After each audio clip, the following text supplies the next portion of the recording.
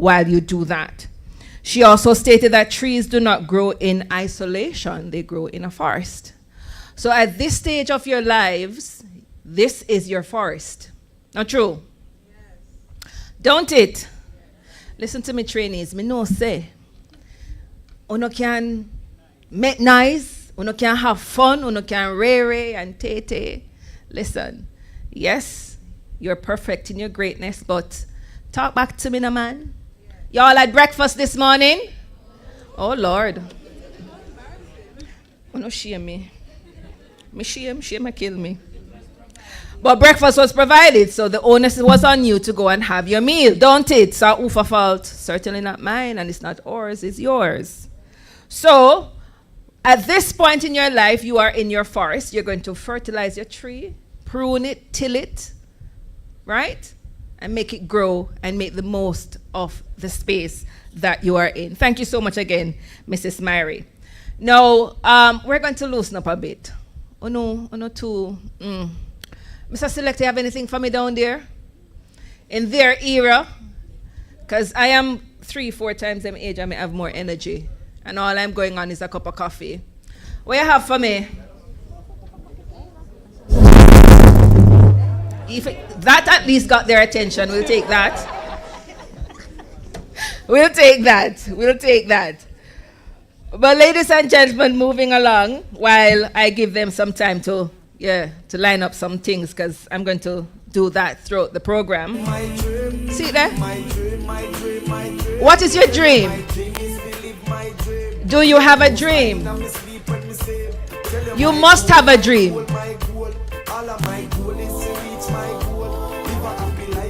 Remember, I know, Dr. Brown said greatness. Come running up. Well, greatness table gone. They're singing it. Okay. Thank you so much. All right, so that kind of got our blood pumping just a bit, right? And at this point in time, we're going to be calling on one of your peers, right? Now, over the last 2 weeks, ladies and gentlemen, we have seen a lot of graduations happening, particularly, of course, in the NSTA Trust, yes?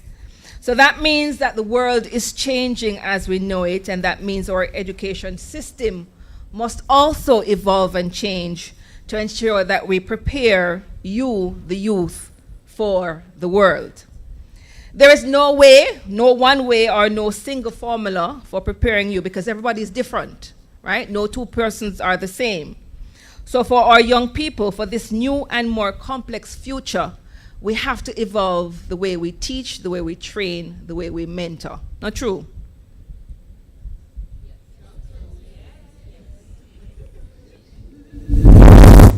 Thank you. So in saying that, ladies and gentlemen, we're going to invite from amongst yourselves, your peers, Mr. Giovanni Logan, your HCHS Learner Council President, to come and make his remarks. So now make nice, Giovanni, make when me come back up here and now make nice same way.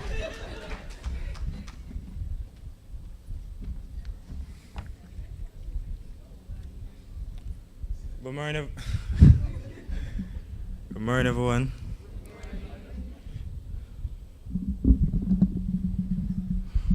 Thank you, miss. All right.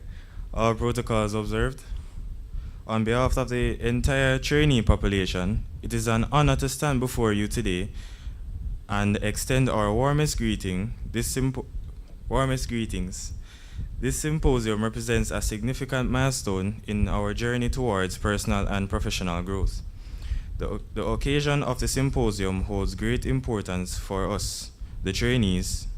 It serves as a platform where we can gather, connect, and learn from some of most accomplished leaders in the industry. It offers a unique opportunity to expand our horizons, gain valuable insights, and cultivate the skills necessary to become effective leaders of tomorrow. As trainees, we understand that leadership goes beyond simply holding a position of authority. It is about inspiring others, fostering collaborations, and driving positive change. We recognize that true leadership requires continuous learning, adaptability, and a commitment to personal development. The Leadership Symposium provides us with a chance to enhance these qualities and explore new perspectives. Today, we come together with a shared purpose to gain knowledge, exchange ideas, and foster meaningful connections. We hope to engage in thought-provoking discussions, participate in the interactive workshops, and absorb the wisdom imparted by our esteemed speakers. By doing so, we aspire our leadership skills, refine our decision-making abilities, and strengthen our capacity to lead with integrity and resilience. As we embark on this remarkable event, let us approach it with open minds, enthusiasm, and genuine eagerness to learn. Let us engage fully in the sessions and ask insightful questions and actively participating in the various activities. Together, we can. In conclusion, I would like to express our heartfelt gratitude to the organizers of this symposium for providing us with the incredible opportunity. We are immensely grateful for their dedication and commitment to fostering leadership development amongst trainees. May this symposium be a catalyst for transformative growth, empowering us to become the leaders of today and the trailblazers of tomorrow. Thank you, and let us embrace this leadership symposium with enthusiasm and a thirst for knowledge.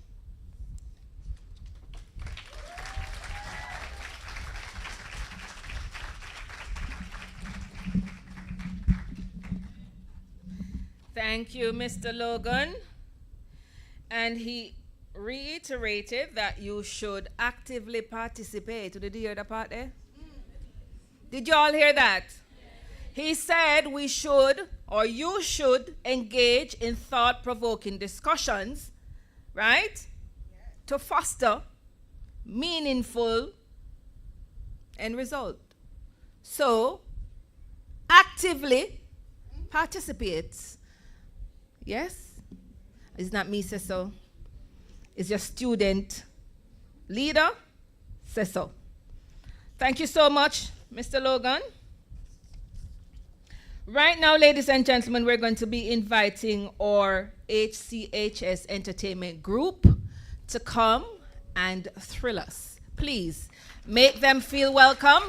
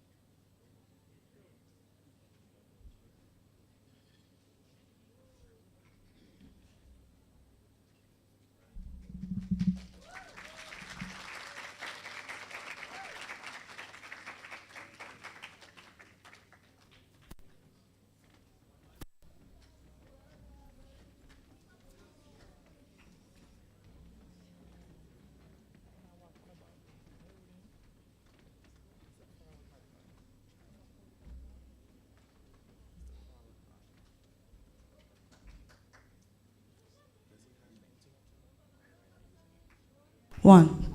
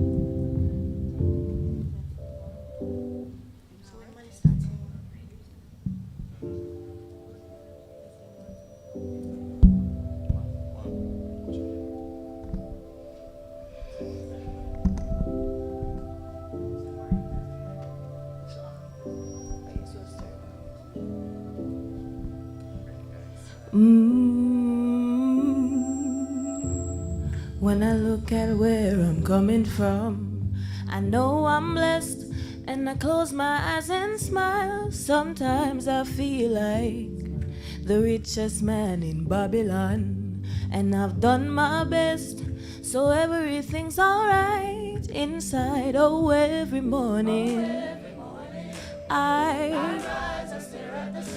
know that it is a blessing. So when the evening comes, I lift up my hands to the hills. I'm blessed, oh man.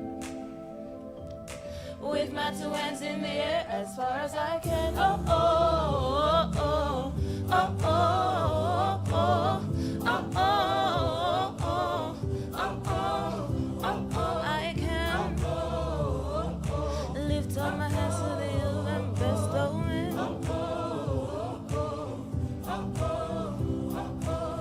Oh, every morning I rise, I stare at the sun. I know that it is a blessing. So when the evening comes, I lift up my hands to the hills. I'm blessed, oh man. Ooh, ooh, ooh. But I found my way. I follow my heart. I know I'll be found someday. While I'm lost, I learn and live. What do you say? Let's have a good time until that day. Oh, every morning I rise. I know that it is a blessing. So when the evening comes, I lift up my hands to the hills. I'm blessed, oh man. With my two hands in the air as far as I can. Yeah, as far as I can. Ooh, I can, yeah. My two hands in the air as far as I can. Ooh, oh, every morning I rise and stare at the sun. I know that it is a blessing, yeah. Lift up my hands to the hills, I'm blessed, oh man. Ooh, my two hands in the air as far as I can. Ooh, oh, oh, oh, oh, oh, oh, oh, oh, oh, oh, oh, oh, oh.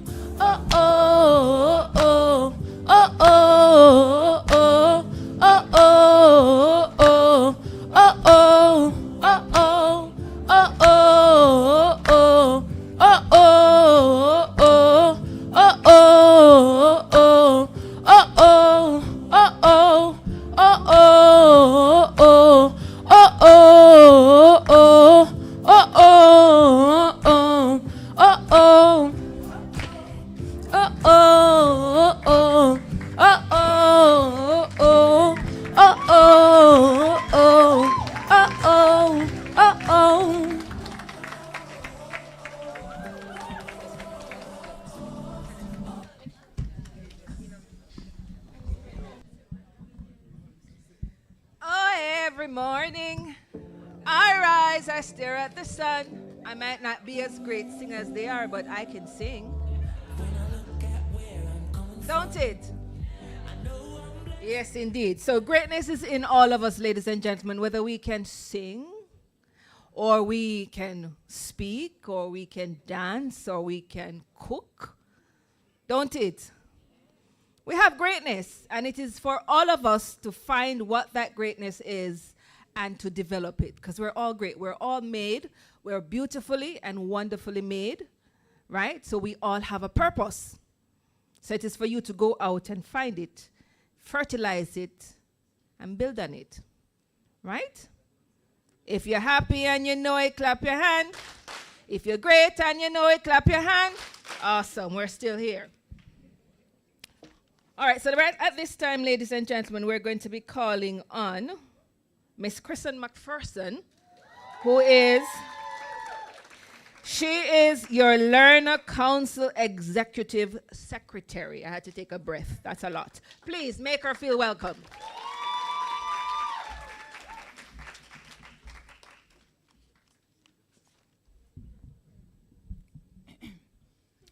Master of Ceremony, Mrs. Patrina Malcolm Slate, Dr. Orville Taylor, keynote speaker, Ms. Marlene Shim from the Joan Duncan Foundation, Mrs. Shorna Newsom, Myrie, Hart NSTA Trust, Regional Director, Region 4, representing the Deputy Managing Director, National Training and Programs Division, Dr. Cheryl McLaughlin, Dr. Odette Brown, Hart NSTA Trust, Regional Director, Region 3, Dr. Jeanette Dyer, Director Principal for Hart College of Hospitality Services. Other directors and managers of Hart NSTA Trust, Mr. Giovanni Logan, Hart College of Hospitality Services, Learner Council President, instructors and staff of Hart College of Hospitality Services, as well as other employees of Hart NSTA Trust, trainees, ladies and gentlemen, good morning. I will be reading the autobiography for Dr. Orville Taylor. Award-winning columnist, author, educator, and radio talk show host are just few of the titles held by Orville Winthrop Taylor. Born on the 5th of November 1960, his journey to fame began in Waterhouse, an inner-city community in Kingston, Jamaica, where his parents instilled in him a love for education. He attended St. Patrick's Primary School, where he excelled in academics and passed the Common Entrance Examination, which earned him a place in one of Jamaica's top high schools, St. George's College. Throughout the years, his love of black clothing has earned him the moniker Man in Black. He is also referred to as Miss Ivy Last Boy for being the last of his mother's son. Today, Dr. Taylor is a senior lecturer in sociology at the University of the West Indies, Mona, and the first PhD in sociology from Florida International University. A nationally exhibited and awarded artist, Dr. Taylor is a provocative Jamaican media personality who writes a weekly column in Jamaica's Sunday Gleaner, is a radio personality on RJR 94 FM's Hotline, and used to write for the black-oriented British newspaper, The Voice. He is a member of the American Association of Black Sociologists and has written several articles and book chapters on the subject of race, the African diaspora, and labor studies, and has presented more than 50 conference papers in both Spanish and English. As an external collaborator with the International Labour Organization, ILO, and former Senior Director of Industrial Relations in the Ministry of Labor and Social Security in Jamaica. He is a specialist in international labor standards and has produced several country and regional reports. His accolades include the Maurice Cargill Award for Opinion Journalism in 2014 and 2021. The University of West Indies Best Publication Award in 2004 and 2016. The renaming of the St. Patrick's Primary School Yellow House to Taylor House in honor of Dr. Taylor, as well as enough ratings from enough people. Ladies and gentlemen, help me welcome our keynote speaker, the man in black himself, Dr. Orville Taylor.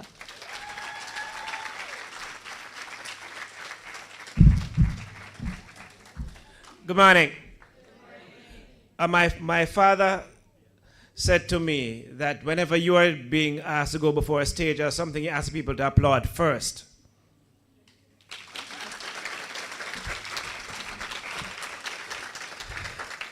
And follow this, because you are people who are about to be skilled and certified. One of the things that you should learn to do is take a down payment on what it is that you're doing. And so, in the event that they kind of have like buyer's remorse, you say, well, anyway, you don't pay me already, so clap me. One more time. You see, my father said to me that you must make certain that the people clap maybe twice and cry once. They should clap when you start and clap when you finish. And of course, cry when you finish. I don't know why. But anyway, my name is Orville Taylor. The introduction is a little long. Never mind that. I tell you something very important, and it's the most important thing for you to know. I came here because I wanted to. I came here because I believe in this institution. I came here because I believe in the dream of heart and all the other letters that come behind it, heart. I believe that outside of the other things, that certification, yeah, because, you know, you have all these other institutions. You know, I know I'm a part of the University of the West Indies. See there? It's a slip of the tongue. Right? I'm part of all those other things. But a lot of people who graduate from institutions don't know A from bullfoot. Them know A, but them don't know about bullfoot. And many times it's the bullfoot that makes a difference. Am I right or am I right? Because you must know about the bull. And you certainly must know about the foot, but you must know when people attack bull. You listen to my resume and the introduction, but it told you nothing about me. It told you about what I am. But what I am really doesn't mean that much. What should really matter is who I am. Because a lot of people are fascinating. Or you might be fascinated by what they say or what's on their paper. But by the time you get to know them, you can't get past the fussy and you only reach the 18. I use your language because I understand the language. And I was introduced because I'm in a conversation elsewhere. And I came because I said it's important. My week full. My week is full. Full. If you empty my week in 2 cups, you still get 3 cups. So it's not that I don't have anything else to do, but I come here. I come here because heart means a lot to me. But I come here also because I have 2 people who are just a whole heap of people, yeah, but there are 2 people who are very dear to me. Them hearts so clean. Shadaya. Don't make anybody tell you anything. Me know her, yeah? A lot of people talk the talk. She walks the walk. You see, if you dig up her closet, you find no skeleton. I'll tell you this. She's a decent human being. And if you succeed in being a decent human being, the rest of it is gravy. Where Toby are there? Hi. I don't have much to say about her, but she is just one of the greatest people that I know, really. But she's still not as good as her parents. Her father is an amazing man. And her mother was one of the greatest human beings to have walked the earth. But if she's half that they are, she's all right. So let me tell you a little bit of reason why I'm here. So I'm here because you're important. And this is about empowering. Now, I know the things that you heard. Yeah, and some of them I'm proud of, you know. First PhD in sociology from Florida International University. You see, when I get that degree, and I was slowly walking up, it's like in slow motion, and I feel it. And because we had like 2 graduations, we had the black students graduation. And them saying, you know, we get the Black Graduate Students Award. And they said, and Dr. Orville Taylor. And I look when I say, me. And I'm walking up slowly and like I'm floating, you know. And then when I took the stage, because we had 2 graduations, I said the black one called the Achille graduation, which was just ethereal. And then the other one, no, I look around and they must say, wait, me. Because you have a lot of people after that, but I'm the first, and I didn't even start before in the first group. It's a new program, but I started in group 3. I'm a beat number 2, I'm a beat number 1, yeah? You understand what I'm saying? No, don't clap me, man. Not that foolishness, that, man. Yeah. But, you see, when I get the degree, and it's so keen, I'm a land, I'm a little area I come from. I come from a little area in Waterhouse named Compound, and I grew up in an area called Brook Valley in Duane Park. It's a garrison type community. So when I have a little money now, later on in the year, I had a celebration in the little ghetto. A free party, spent a couple grand well. Some hypocrite probably near my food, but no matter.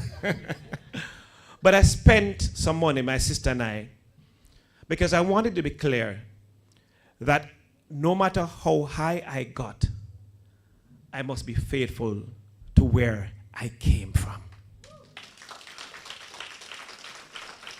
My email address is brookephd@hotmail.com. And this one, no, not no Gmail. I'm no G man. Yeah, I'm a G. I'm a hot male at 62. Talk to you, young lady. Don't I still look good in my old age? Eh? Me have the whole of my teeth. Even though I know how to speak oldish. Because you know, we're at my age, we speak two languages, right? We speak your language, that's why I could say fussy, innating. But I don't know because I still can't talk like me dep on the ends. It's me and them because I have it. The young people talk, yeah? Right. See? And now when such man all a chat, gird me and all them things, them chat it money, I mean, I have the whole of my street credit said way. But of course I can shift to Dr. Taylor. And then on top of that, I can speak oldish, the language of the retirees, because I actually have earned a pension from government. So when I do the oldish, it's like this.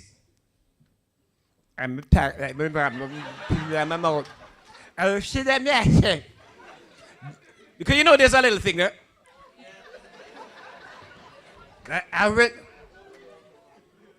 But I can speak oldish because there's a lot of wisdom in the old people.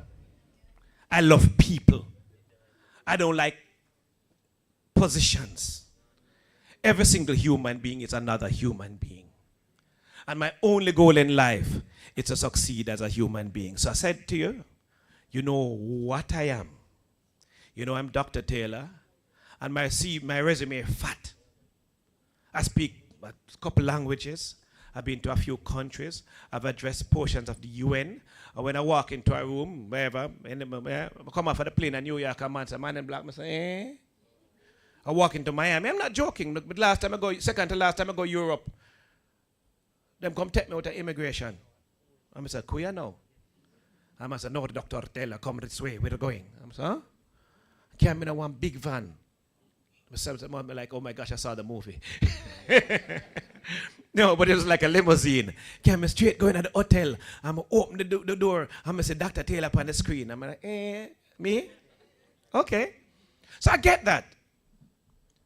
But I want it to be clear to you people that I could be a real nasty person.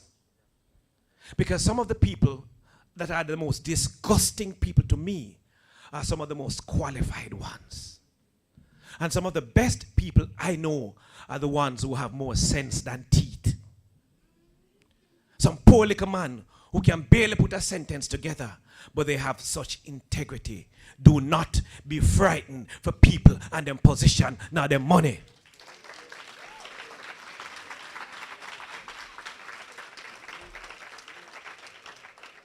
The wonderful thing about education is that no matter how much education, how much economic background you have, because my father and my mother, when you add the two of them, both of their education, they have 8 years education between them. My mother was a genius. She went straight from 0 to grade 3. I don't know how she do it. Serious. When they assessed her, they placed her in grade 3. And then she skipped grade 4 and went to grade 5. And Grandpa said, when picnic girl can sign them go back to school. And she never went back. But my mother was fully literate. My father completed all 6 years of elementary school. And they both were very literate. And I give God thanks for that. They were good people. But there are so many other good people that I rub shoulders with. But the cool thing about going to St. George's College is that it was one of the most bossy institutions in those days. Is that I didn't have any bossy parents. I didn't have any top parents or whatever. No, my father was a taxi driver, could have worked some time. My mother was a ghetto dressmaker. And you if you know ghetto and poor people dressmaker, them dead for hungry. Because most of all, we have all these things to build. All these uniforms to make. Like in August, September morning, and everybody, Miss Ivy, whatever. And then all of a sudden, some hard luck story. Nobody don't want to pay no. Boy, we don't wait. My Miss Ivy, we don't wait. Pana little money for come in, but the money not come in.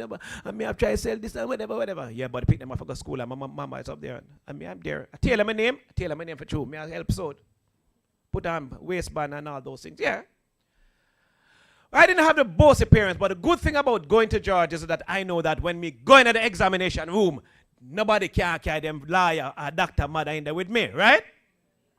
So therefore, I knew that it had to do with what my abilities were.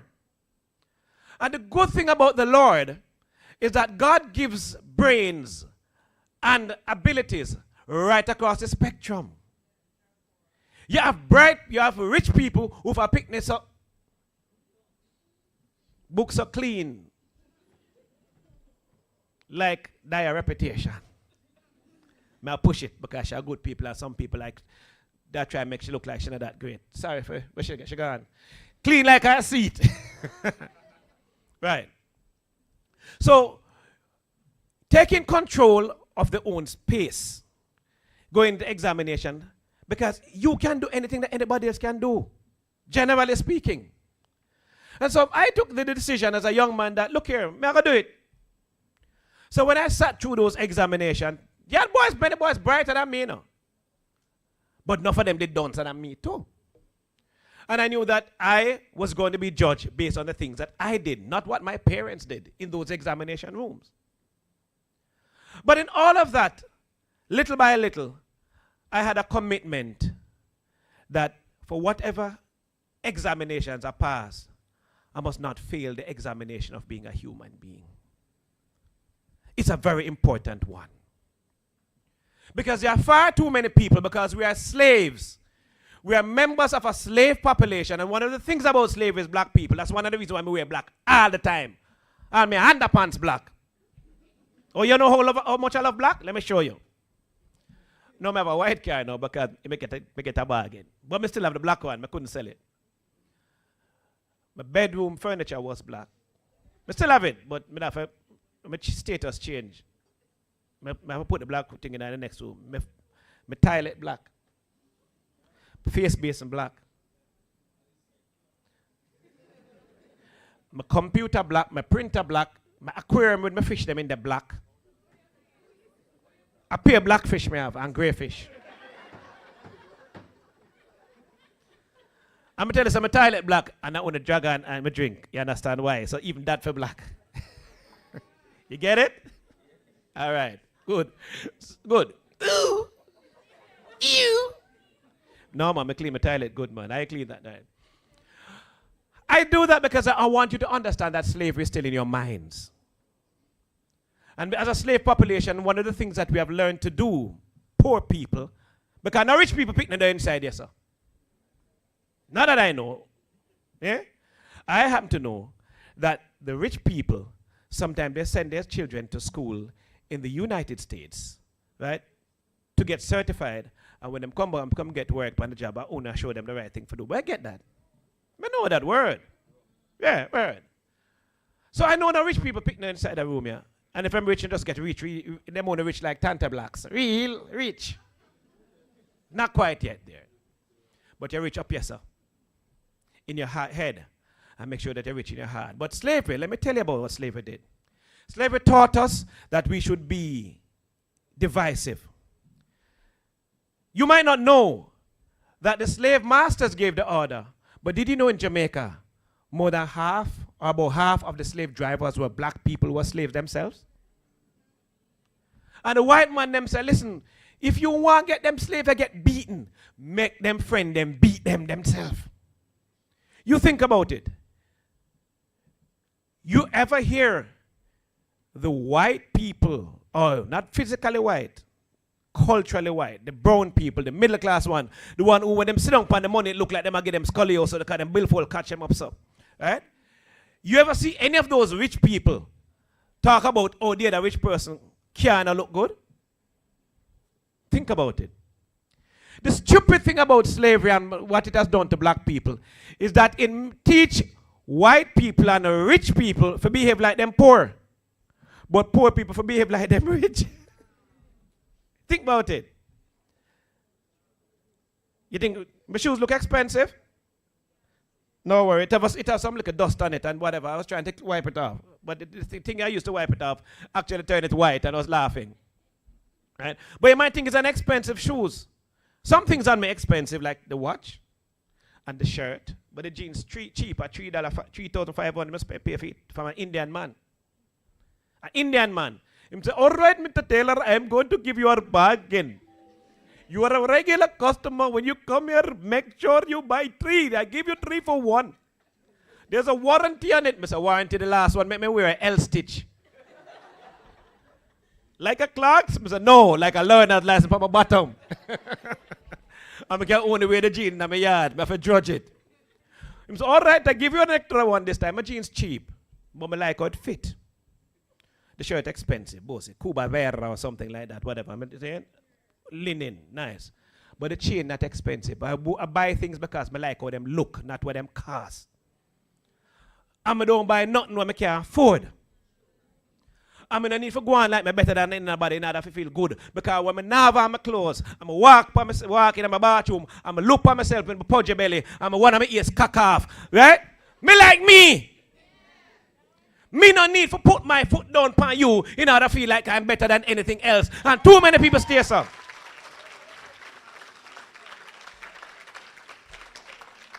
Me not frightened for my doctorate.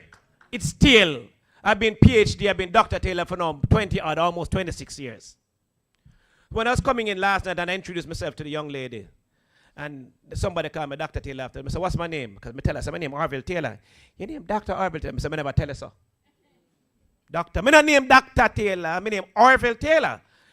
You address me as Dr. Taylor, but the doctorate only means something in formal settings. You with me? And I don't need to be Dr. Taylor in order to feel like me matter. Me matter all when sitting at the corner of my eye, me still matter. And you matter. That's why I come down here in my busy schedule. And get that in your head. That you're all right. And you're on the right path. And though you've met a generation before you tell you foolishness about, boy, I know in the old days when I lie. What sufferation we go through when we are picnic? It's easy for you to know. You know, in my days, you know, me never in the boy. Hello, grandma, shut up. You breed when you're 14. The age of consent was 14 when I was your age. What am I talking about? Well, you know, the Bible says children shall be having children. The Bible never says so. Go read the Bible. The only reason why I think it says so because I did illiterate. It is not in the Bible. God, children are not having children. Look for Uno in yes, sir. People put too much foolishness on your head. Let me tell you this, young people. You, on the whole, have more CSEC subjects, which is equivalent to GCE subjects, than my generation. On the whole, this generation. When a boy pass 8 subjects or 9 subjects in my time, enough. I know someone only pass have the older the subject, no matter now have none for tech. You have more opportunities now. You are having children later. Families are smaller. Girls are going to school more and are spending more time in school. But people want to believe the negative. All this foolishness I'm telling their head coming from out of slavery about father worthless, father not worthless, 1 and 2 father worthless. But the majority of fathers have always been there. And that's why some of us have so much jacket. Or you think the reason why I wear this thing is because I'm Afrocentric, because I don't want to wear a jacket. I have one little girl who, one little, I know my daughter, blood one. True. I have a little son, when I look upon him, he made favor peas just for me. He thinks that my 4-year-old picture is him.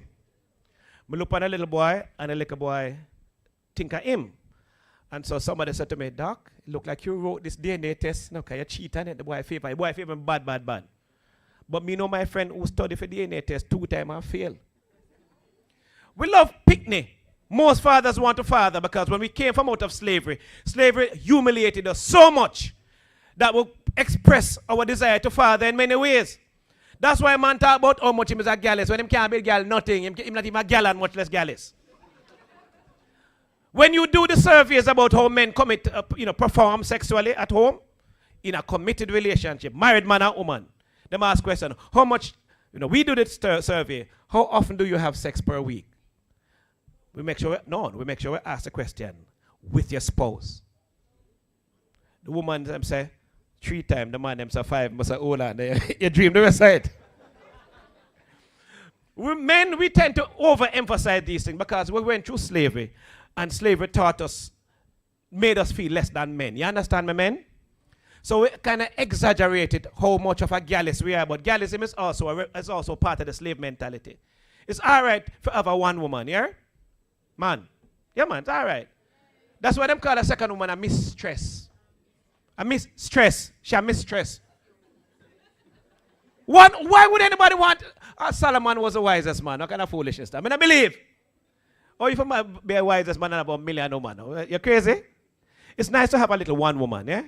A little one woman, yeah man. A little one who you and cook together and all them things. Broke the one piece of bulla, soak it in a little milk and eat it. You understand what I'm talking about? Eh? Yeah, it's all right. But rewind though. You as a generation are many ways better than we are. You have far more opportunities. Don't make people tell you lies about yourself, about the things that you can achieve. You have the ability to achieve far more than the average person who went to school with me. You have far more opportunities. Heart NSTA is one of the best things ever created in the Anglophone Caribbean.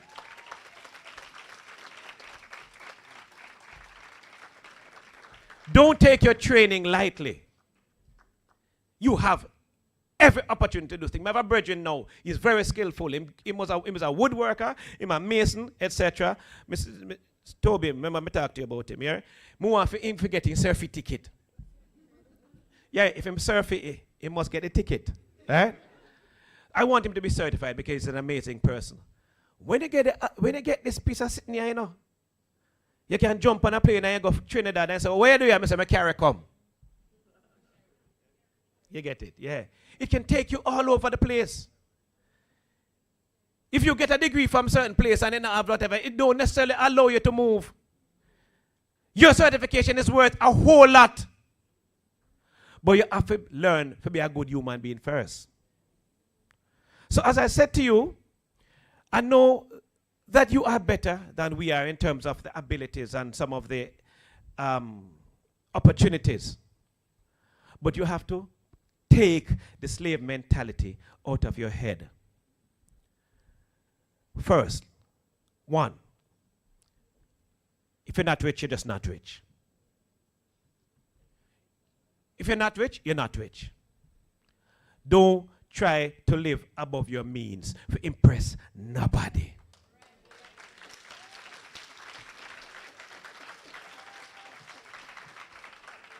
Second, be comfortable in your own skin.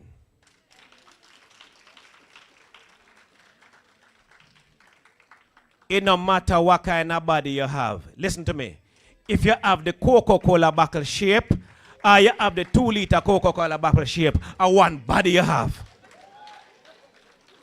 If your nose little like you have bird in your family, or it big like a sweet pepper, you can become one of the most important men in the country. You see it? the first time I make a joke about that, I never find it funny, but I say, I find it funny now, yeah? Hey. All right, I mean. Let me tell you something, ladies. Because them say women's shelf life a little less shorter than men. Because after a sudden, when the man them start have money and things, nobody know the same belly bigger, them look funny, eh? But when the woman them, you know, you have 2 or 3 children and your body start change, eh? And you start get all the little marks and things, whatever. Yeah, let me tell you something. You see the man who really love you? You see the little mark them down here, sir? He might like it. He say, baby, run my fingers through the tiger stripes. And when the breasts them start to fall, yeah man, because the breasts start to fall. And I say, baby, I want to buy a pair of Bridget slippers. She said, don't worry, baby, you have mine. Yeah. Yeah. And when I drive go, and as a man, when I drive go country, and I say, hey, so wife say, what I'm here? She said, boy, you know, say, me need a spare tire. She look at you and say, yo, Bella, you have one on yourself. Yeah. What you think she not make joke off of me? And look at the shape of my head. Me walk up on a farm and the cow look at me and say, wait, you buck too? Me good. Me like me. One thing I'm sorry about is that I'm not as dark as when I was young. Because I'm in a house all the time, you know. No, I'm in a house, but I'm out a door before.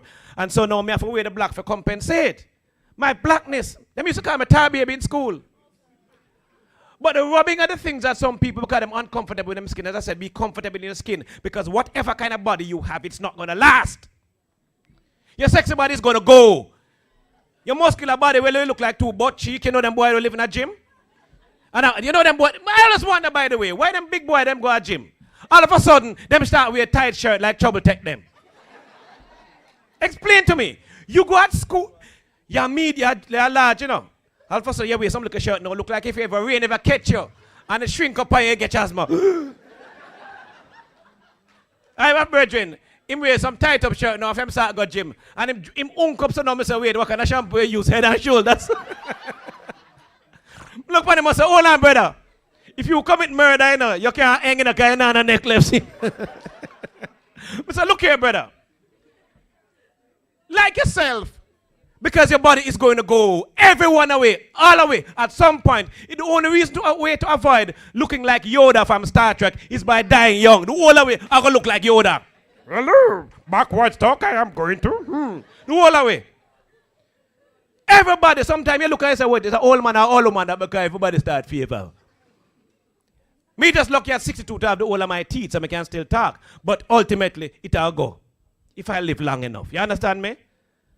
So don't waste your time. I mean, if your body look good, you're trying. If you're lucky, I say you have a responsibility to eat the right kind of things and exercise and all them things there and live a clean your mind. Yeah, you have a responsibility to keep it as long as you can keep it. It was just a vessel. But don't over-worship this body because it not gonna last. And by the way, never mind this thing about the good silver and gold shall vanish away, but a good education, Alzheimer's, it gone to. Nothing lasts. I'm not as bright as I used to be. Sometimes my long-term memory is real good, but my short-term memory not so good. I went to the bathroom, I try to remember whether my pee yet I done. Because I drink a whole heap of water and the pee clear. I'm say, do it already, I'm gonna do it. I'm gonna look at him and say, what? I flush the toilet? I'm gonna look. I say, I start, I'm set my belly fit. But remember what happened in a primary school.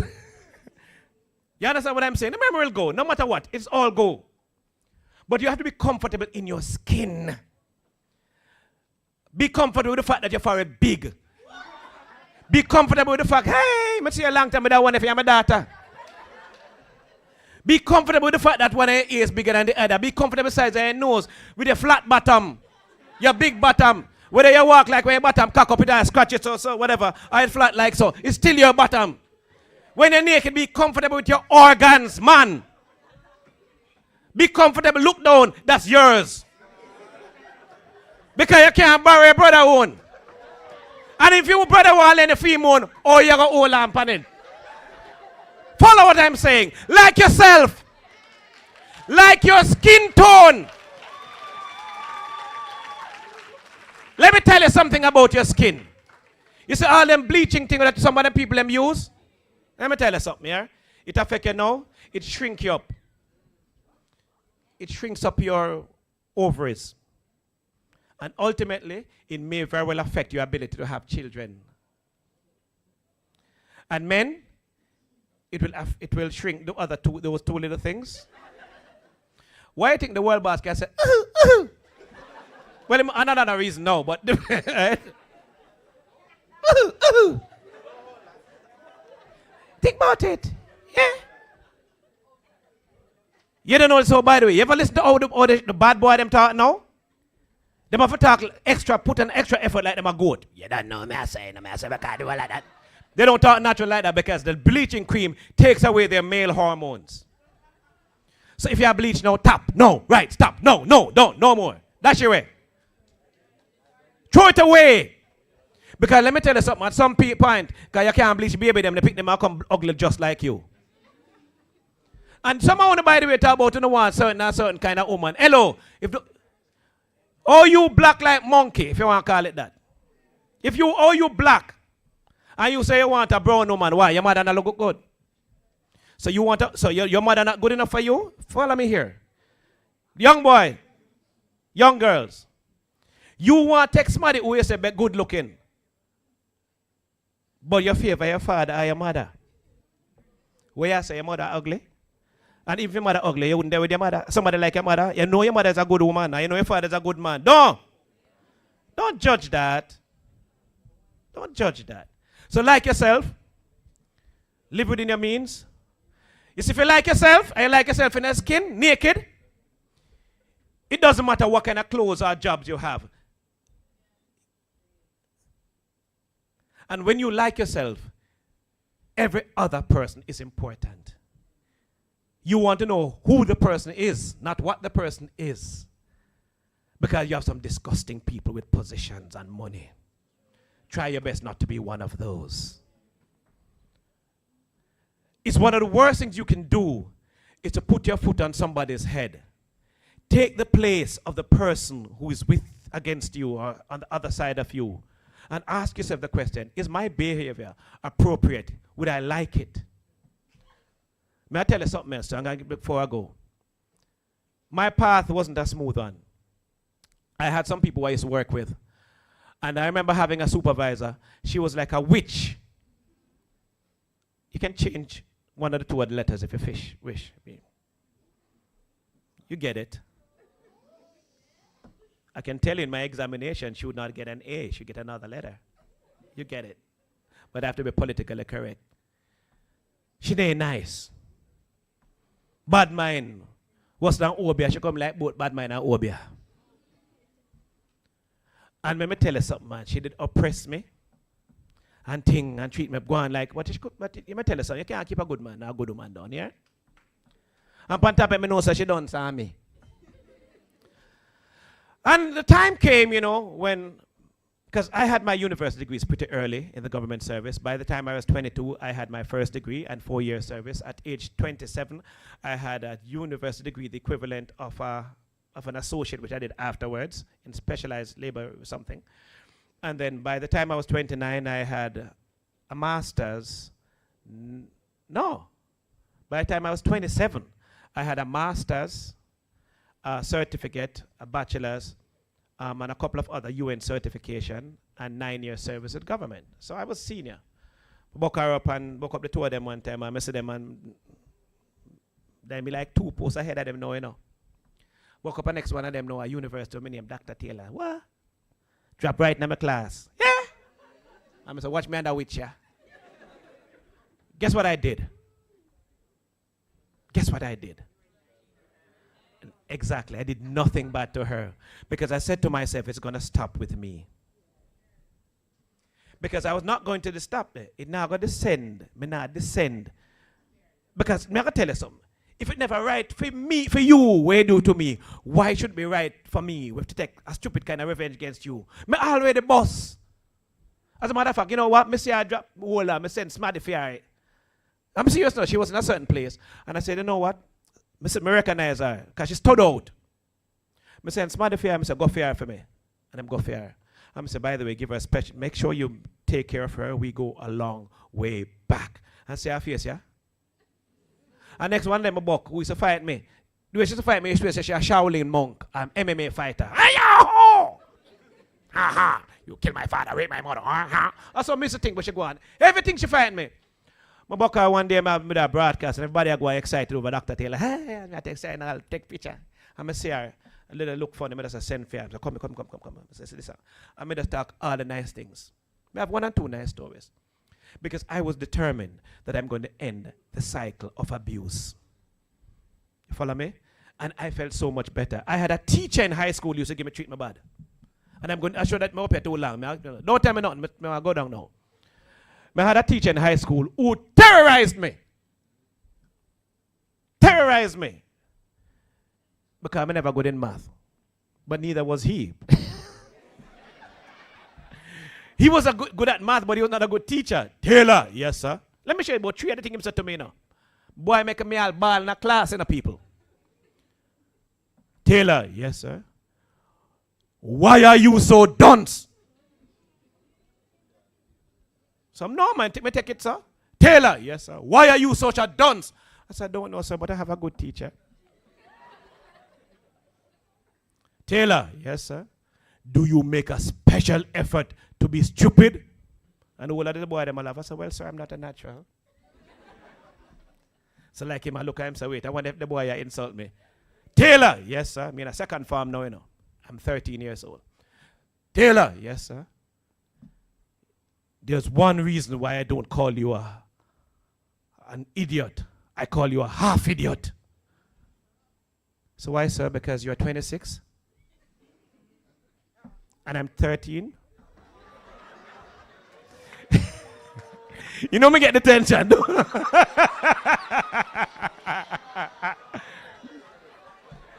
Taylor, yes, sir. Taylor, yes, sir. You have a brother. Yes, sir. Do you know how I know you have a brother? No. Because one boy alone could not be so stupid.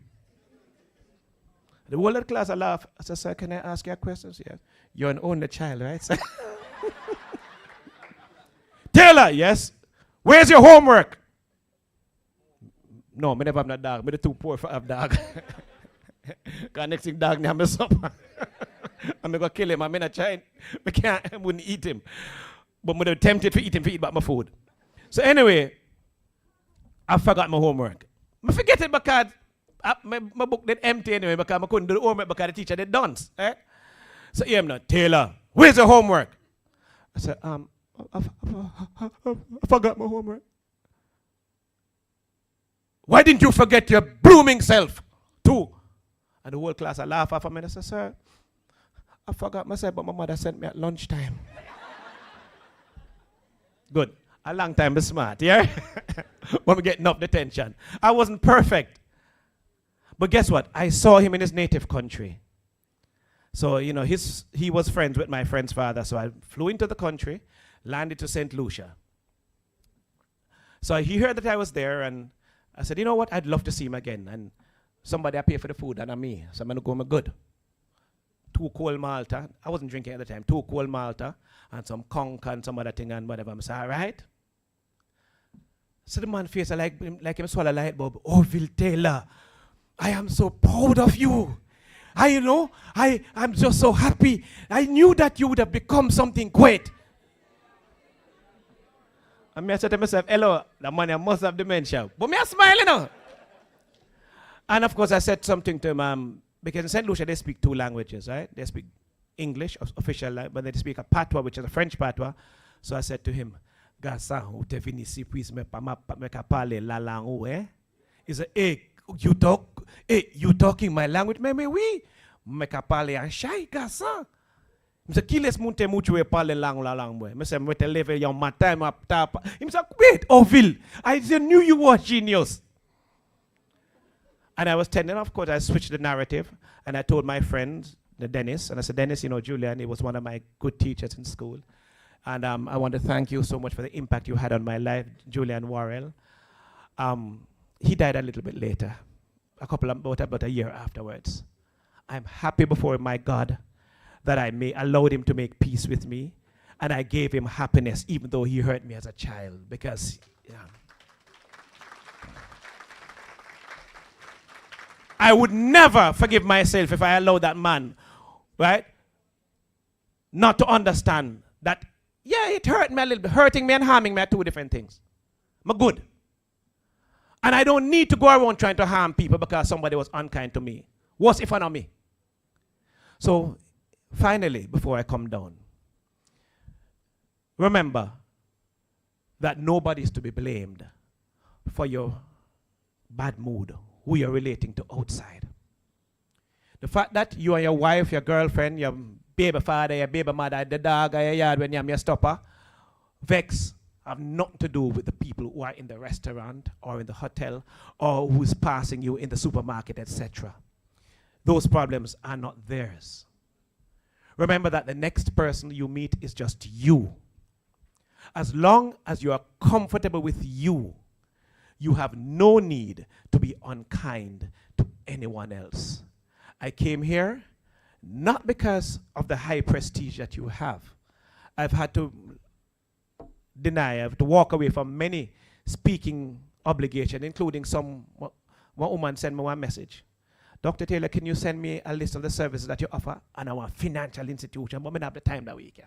Not next week. Now I have the skeleton. But I'm come here because I want it to be soaked into your mind. That as you try to empower yourselves, as you try to look to take yourself to the next level, Do not allow anybody, including yourselves, to devalue you. Don't devalue your mother, your father. Even if you think your mother or father wasn't good, them never use a condom. Your hair. So no matter how bad or good your parents are, you can never get so high that you are good enough to denigrate them. Never. The people who were with you while you're on your way up, like your teachers, your facilitators, including some of them who gave you a hard time, give thanks. The people in your community, the little man up the road who knows you're hungry and give you $1 and say, all that without any conditions.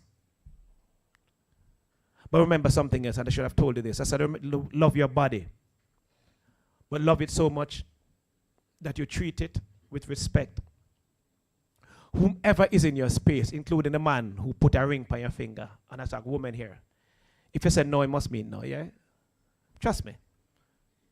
If you say no, because your head hurt, you're tired, and for just humble and wait. And men, it's the same. Treat the next person with respect. Because think about it as a man. Just can you imagine you want to sleep, you're tired.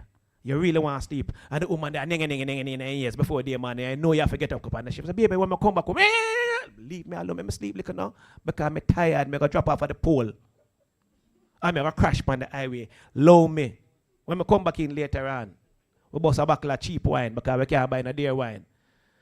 If we not drink, we buy the fake wine. You know what, right? The fake wine?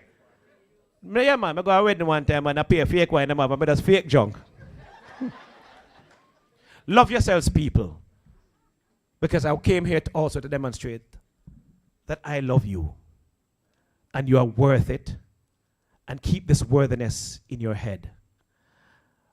I also came for selfish reasons. Because, no man, not for my friend, I'm that different. No, I can't see them anytime. No, because I know that out of this group, I'm going to see some successful people. And I want to be able to say, I told you so. I drove all the way to Runaway Bay to see it. God bless you. Be the best version of yourself.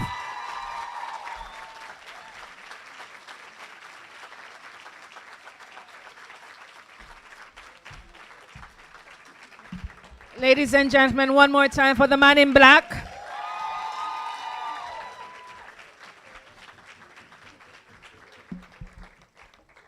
Dr. Orville Taylor, or as he says, Orville Taylor. Thank you so much for your words of wisdom, sir. I'm sure we all found substance from what he said. Take what is yours, leave what is not yours. Yes? He reminded us, and I'm going to take that from now on. I'm going to take a down payment anytime I come on any setting like this. On the clock for me. Give me mine now. All right, he reminded us that we should succeed in being a decent human being above all else. Once we can do that, the rest is gravy. We say sauce here in the industry, but a yard we say gravy, right? He left many nuggets. I'm just going to go through a few. Do not forget where you come from. Be faithful to where you come from. Do not be frightened for people. Do not be frightened for money. And not frightened for position. A lot of us do not know what it took for them to get there, what it is taking for them to stay there. Do not be frightened. Take control of your own space. Do not fail the examination of being a human being. Simple something you get up every morning. We give thanks. Learn to like yourself. Other people's opinion of you is none of your business. I tell my daughter that every single day. Now that she's away in college, she's experiencing it, and she says, Mommy, now I understand what you say, why you say what you say, and how you are the way you are. Other people's opinion of you, none of your business. Do not take your training lightly. There is something to be gained from every experience. Don't live above your means. No covet people for you see them with.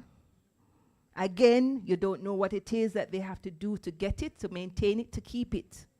Be comfortable with what you are, where you are, and what you have. Know who the person is, not what the person is. And last but not least, blame nobody for your relations, your problems. Always be kind to one another. You do not know what another person is going through. It takes nothing to be nice. It takes nothing to smile. It takes nothing to be a decent human being. One more time. Make some noise for Dr. Taylor, please. Left some indelible words there with us. Dr. Taylor, thank you so much, sir. The man in black. Yeah, man. We're going to now call on Mr. Rowan Walters, the HCHS Learner Council Vice President, to make a presentation to our keynote speaker, Dr. Taylor. Make him welcome, please.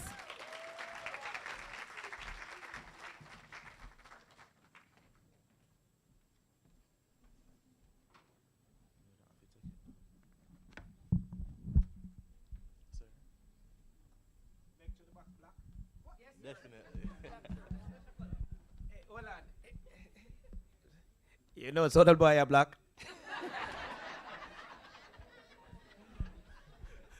Dr. Taylor, on the behalf. Stop. Okay. Tell me a little bit about yourself. No. Right now. No, I'm telling you, tell me about you. Let me know your Who am I, sir? Yeah. I am Mr. Rowan Walters. Right, like that sound, yes. Member of the Chef de Patisserie Group here at the Hart College of Hospitality Services. Portland Cottage, Clarendon. Down by the waterfront there. Clarendon, we're the guy bottom, South Coast. Right beside them. When I always at war with them. No, nobody war. Portland Cottage, no, right? Yeah, man, the South Coast. Yeah. Mhm. Rocky Point. Yes, that is Yeah. it. Songsters. You know the place. Right, and them place. A perennial child. Which school you used to go? Garvey, the Garvey Massey High Oh, School. the one where just lose where they Yeah, man. Yeah. Get more. Yeah. You see, I open the mic because I don't really need that this, you know. Because I don't boss. I don't know. Everybody know me already. You get me? Don't it? I mean, and I appreciate the gesture, etc. If me never even get none, it really wouldn't matter. But you, them for know you. Because your journey just a start. Thank you. You can say the other something them know, but yeah, on behalf of everybody. Yes, sir. So on the behalf of the Hart College of Hospitality Services, staff and the students body, I must say thank you for taking the time out of your absolutely busy schedule to be here to inform, educate, and entertain us. We really do appreciate it. And I know that one day you will look and say, I told you so. Thank you.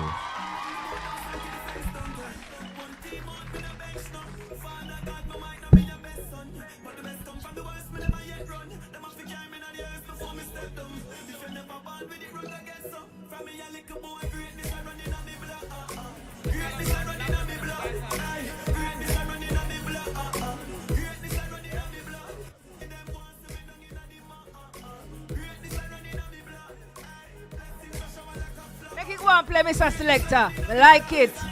Greatness in my blood. That's how I go.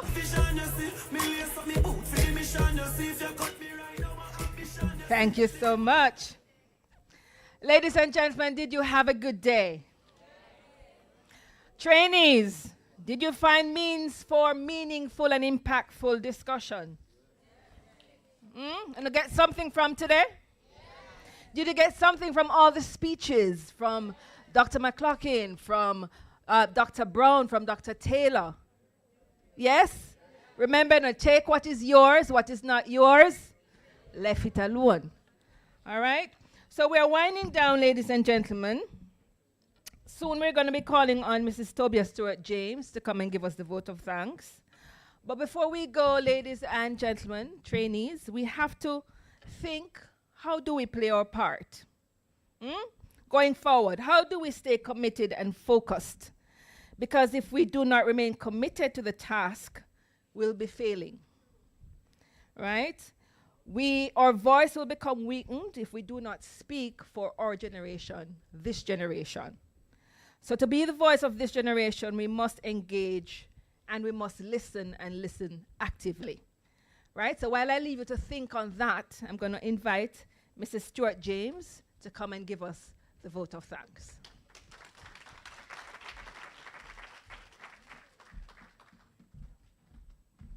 All right. Good morning, everybody. Allow me to observe all protocols. Now, this has indeed been an exceptional day. It is beyond my imaginings, despite the technical difficulties that we would have endured this morning, but it has turned out to be something beyond what we could have planned or even thought of. When I see all the faces down there and I'm seeing our trainees, how bright they look, despite, some little itches and glitches there, I am looking at the future leaders of Jamaica. And I am so, so proud of all of you. All of you, give yourselves a round of applause.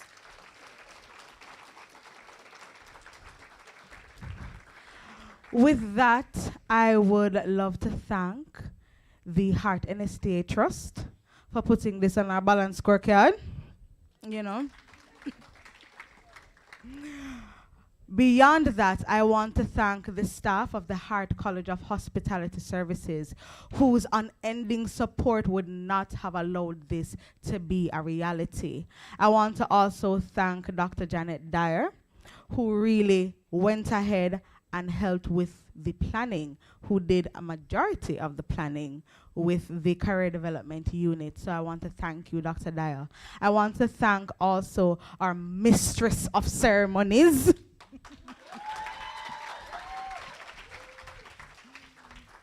I want to thank our Mistress of Ceremonies, Mrs. Petrina Malcolm Slade, for really taking the helm and bringing us through our morning session. I want to thank also our remarks bringers, Dr. Brown. I want to thank also Mrs. Sharna Newsom-Mary on behalf of Dr. McLaughlin, and also our Learner Council President, Mr. Giovanni Logan.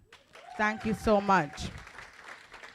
I want to thank also the choir who brought our entertainment for this morning. I want to also thank all the persons who were introducing our MC as well as our guest speaker, Miss Krishan McPherson, as well as Mr. Dana Neil Thompson. I want to also thank our keynote speaker himself, the man in black, my longtime friend, Arville Taylor. Doctor. Not true. Long time. Long time. That is true. My mom used to teach him, actually. So that is how far we're coming from. I also want to thank Mr. Ron Walters for the vote of thanks to the keynote speaker. And finally, I want to thank you, my trainees. My goodness. Pop on the collar, man. Look here. I want to stand up and be counted, man. Stand up right now. Stand up right now so that everybody can see the good, nice, clean people them we have up here at 8CHS. Them nice, them clean, smell good.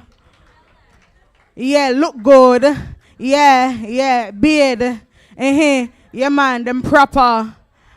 And I want you to say to yourself, I am great.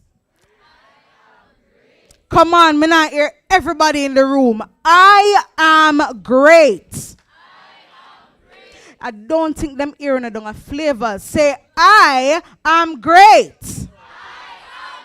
You know, some don't think them hearing up at the top of Cardiff all right there. So, I am great.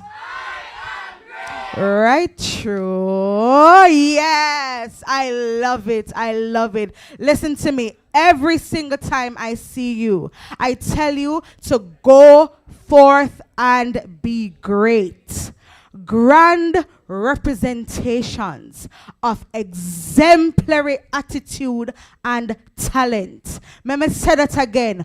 Go forth and be great. Grand representations of exemplary attitudes and talent. When I tell you, go forth and be great, that is what I mean. So transform yourselves so that you can transform the future to be what you want it to be. Ladies and gentlemen, it has been a pleasure. Hey, don't worry. Spread your wings. Nothing is impossible. Believe. If I can do it, you can spread your wings. Let me see you spread your wings. If I can do it, you can spread your wings. Blessing off flow like a river. Let me see you spread your wings. Where you go? I don't know. Who don't have no wings? Okay. Y'all ain't got no wings down there? Nothing is impossible. Alright, you don't want to spread it, sing it. I'll take it.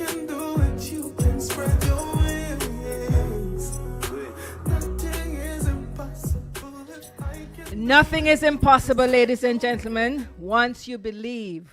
Right, trainees? Once you believe, you will succeed. Right? So we have to stay committed. We're going to be taking a 10-minute break. We're going to be coming back for the Conversations to Greatness workshop. But I must say that before we go, in order for us to all have a sustainable future, as leaders, as facilitators, as mothers, as aunties, as teachers, right? We have to acknowledge the vibrancy, the passion, and the potential that this younger generation brings to the table with their energy and their enthusiasm and the different way that they do things and see things. We have to be able to embrace it and work with it, right? We have to use that to propel us forward on the path of a sustainable future, because as a nation, we need the young people.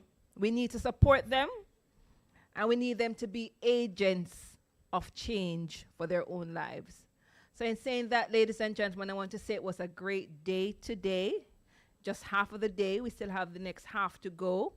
And if you are ready for the conversations of greatness, let me hear you say conversations.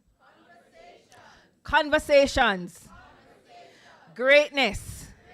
If you're great and you know it, clap your hands. If you're great and you know it, clap your hands. If you're great and you know it and you really want to show it, if you're great and you know it, clap your hands. Bow. Yes, indeed. Ladies and gentlemen, that is it for this part of the day. It was my pleasure sharing this symposium with you. Again, Dr. Dio. So all who did hungry, we have coffee break on the outside for you. All right, so it can be no hungry. So 10 minutes to get something to eat, refuel, and then you come back inside to be a part of the discussions. Ladies and gentlemen, thank you so much.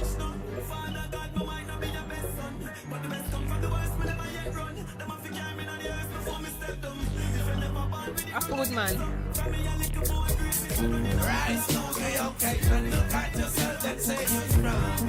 one can stop you. Rise to the occasion. Go ahead, you know you're strong. No one can stop you.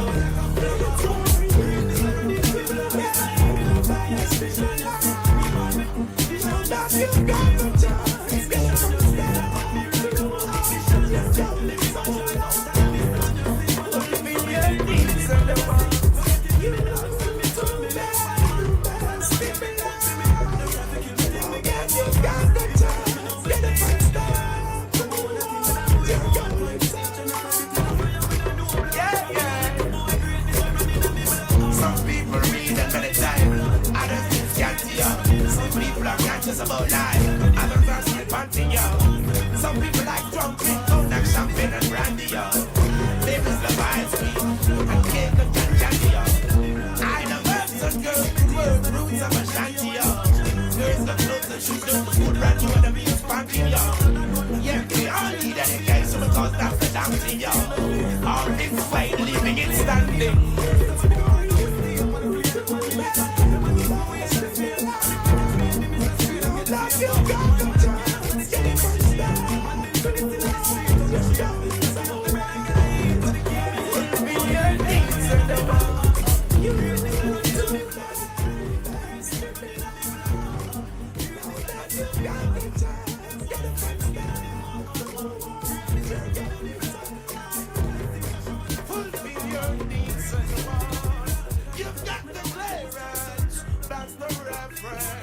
Perseverance for the utmost special be your preference. Skills of trade and talents is evidence. Help those afar off, teach those in your residence.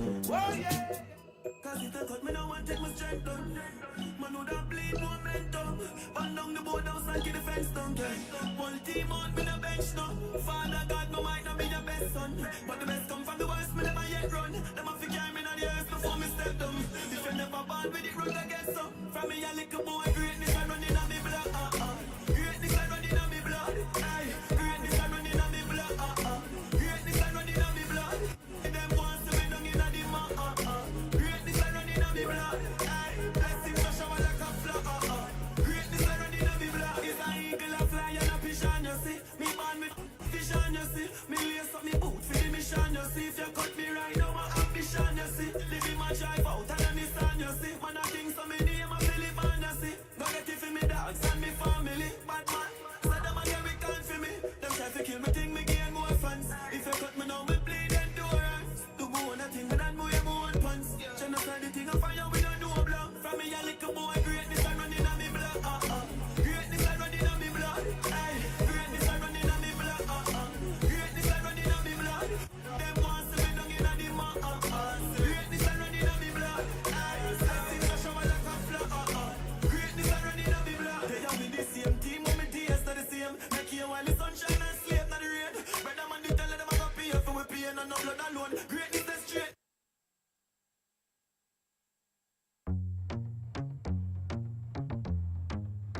Can't ball in a life, man. Go on with it, go on with it. Yo, is it? Are you kidding me? To us, yeah. So we are coming here with a force, yeah. Blessings we are reap and we coursing on full. We not rise and boast. Yeah, we give thanks like we need it the most. We have to give thanks like we really supposed to be thankful.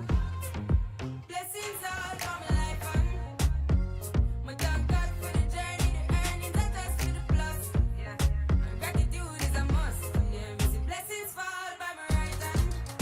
But that was for the friends that take off every load. One time did sit down in a class and we bored then only set the road and me go on with the road. Third form, me say me try a thing, and you know it formed up to be a fire thing. Now up on stage with chronic say I sing, yeah, see me all dig it soon, get the higher ring like hello brother. Say I had to shut ya, saw your poster, spectacular photo. Keep it burning, yes, that's the motto. If you need a butter, pass through your shot. Yeah, ball in a life, man. Me have to thank God for the journey, the earnings are just for the plus. Yeah, and gratitude is a must. Yeah, me see blessings fall by my right hand. But I toast to the friends we take off the load. One time did sit down in a class and we bored then only set the road and we go on with it, go on with it. Just show our blessings upon me and send me to tell them it's sorry. Just show our blessings upon me and that's how I made to give him the glory. I'm delighted. Jah knows I'm passionate. I know everybody I go like we, still we irate. Come in a love likes, in a dancehall style. I know everybody I go like, still we irate. Come in a love likes, no. So every time I rise, we do it for the love and I do it for the likes. Do it for the love and I do it for the likes. Do it for the love and I do it for the likes. Do it for the love and I do it for the likes. Make them know success don't come overnight. No make them know a substance over hype. Do it for the love and I do it for the likes. No for them love lights, that's alright. Sit them in a post and a tweet all night. Sit them on social media type. While I say them they a studio a vice. Oh me never put them up on no flight. And me never see them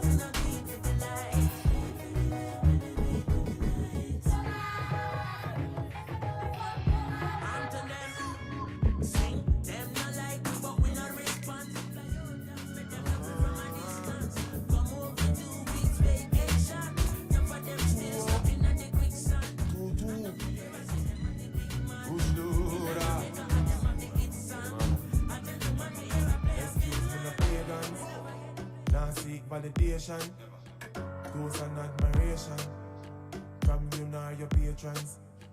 Boasting about name brands, we cost over 8 grand. But me sucking have the same one with the cost of a straight pants. Why own a Ferrari with nowhere to park it? Boy, why shop a Louis V when there is a target? Now me hype on my face this. True minds me a save it. Them go fend if it trendy. Bank account can't empty. Acres over markets. Link my wife when me want sex.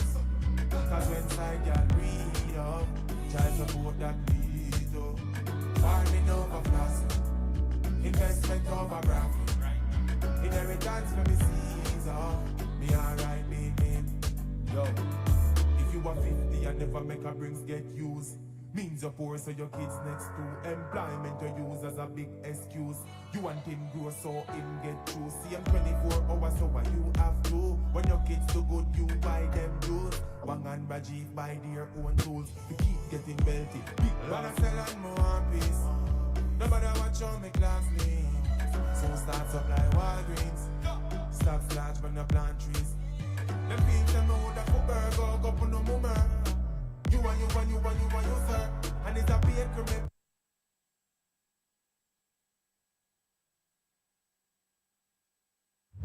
Man can't believe the man come take shortcut and come broke down the car. Yo, I cut record. Me nah fit. Come on, take care. Me nah fit. Yo, we're not here, no. Yeah, hotel. Oh yeah, I'm a big deal, and my friends are some big deals. Very, very, very important for real. This has nothing to do with money or fame or vanity. This one is all about self-worth. So big up your chest and stand proud and don't matter about nobody. No man no more than no man on this earth. So whether you walk or you a drive car, I tell if you're white or black like tar, me feel good in yourself, you star. Push up on the one and tell all the haters I'm a big deal. You're my friend, I'm a big deal. I'm a big tell you. Yeah, we're kinda important. Okay. For real. Oh yeah, I'm a big deal. Believe me, my friends are some big deals. Okay. Very, very, very important. For very. For real. Hold on. Yo, Biggs, you know them? So, I wanna get to that party. You don't know me, dog? Pine. I'm a big deal. It's like you have the prime minister, and then you have way. That are the order in a few country. Yes, that are the status of the hierarchy. Ask anybody about it. 4.0 and the great point average. And we never cheat or copy if you get it. You know you have your dreams and nobody can stop it. Just walk out, bust a blank and say I'm a big deal. Very big my friend, I'm a big deal. Okay now. Yeah, we're kinda important. Very for real. Oh yeah, I'm a big deal. And my friends are some big deals. Very big deal. Very, very, very important. Very now. For real.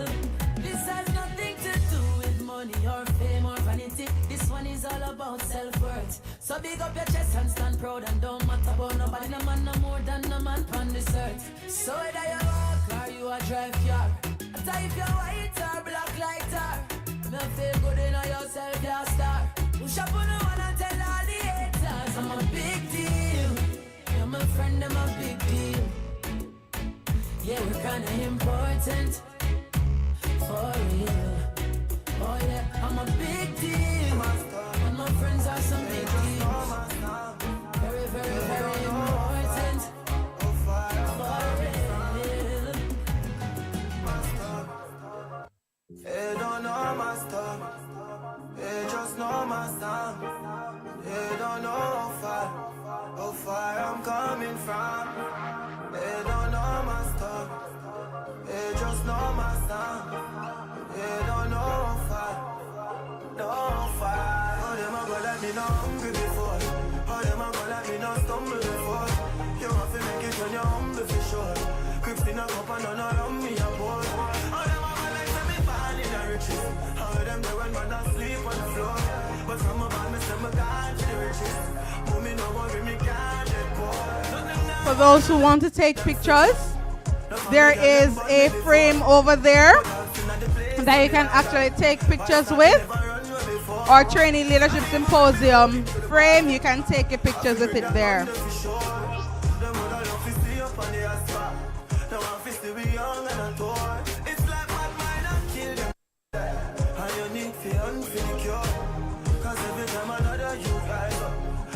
Bring you down to the floor. How them a go like me not hungry before? How them a go like me not stumble before? You have to make it when you're humble for sure. Quick spin a cup and none around me a pour. How them a go like me born in the riches? How them do when man asleep on the floor? But from a band me say me gone to the riches. Mommy no worry me can't get poor. I'm on a go just for me get a rough life. Let's just arm up, you're ready for the fight. What a commission, do a pressure bus pipe. I turn it up and I chiche that must right. I read a man a face with that just like you. So when you see me not delay that don't bad man. Me work hard, me never bad mind yo. Look at hard work, give me nobody no kind so. Roll on, crips in a car. Y'all pan the front, you know.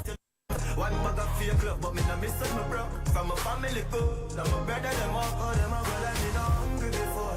How them a go like me no stumble before? You have to make it when you're humble for sure. Quick spin a cup and none around me a pour.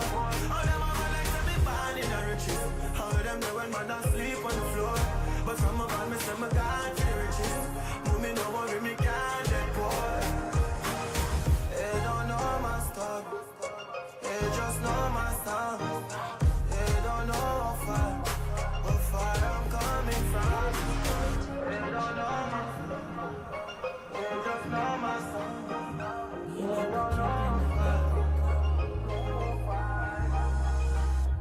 As soon as you collect your coffee break, come on the inside. We are about to start. Black eye, black hair, black skin, black queen, stand majestic with the black king. Today I'll sing you a black song. You need to hear about beautiful black things. Cause most time we hear about black, we hear about black magic and black witches. Black list, black book, black market, black Friday, spend off your black riches. I've never seen a doctor in black, nor seen a black pill to cure no black people.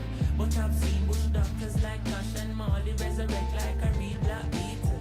Malcolm, Marcus, Martin. When you see Walter Rodney Austin, oh you know hear about how we laughing. So when the little offspring asking, tell them they never told us that black is beautiful. They never told us black is beautiful. They never told us that black is beautiful. They never told us. They never told us that black is beautiful.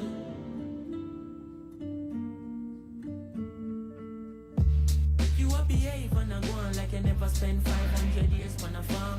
The same chain you are wearing and a go on is another black life in Sierra Leone. Boy, they find out Mama Earth got old then. They find out Mama Earth black soul then. You work hard just to get a black card, same card with your swipe by. All right, everybody, we are about to begin.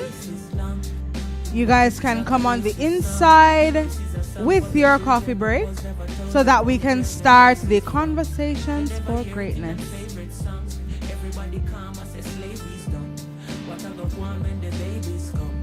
I start read about things like Dogans, Black Kemet and Kush, Black Kings, Black Senate and books. We teach about pyramids and put real significance to we physical looks. So every word when we sing black, in my world everything black. Black, white, white, black, right back. So don't be surprised if me say me king black. Cause they never told us that black is beautiful. They never told us black is beautiful. They never told us that black is beautiful. They never told us. They never told us that black is beautiful.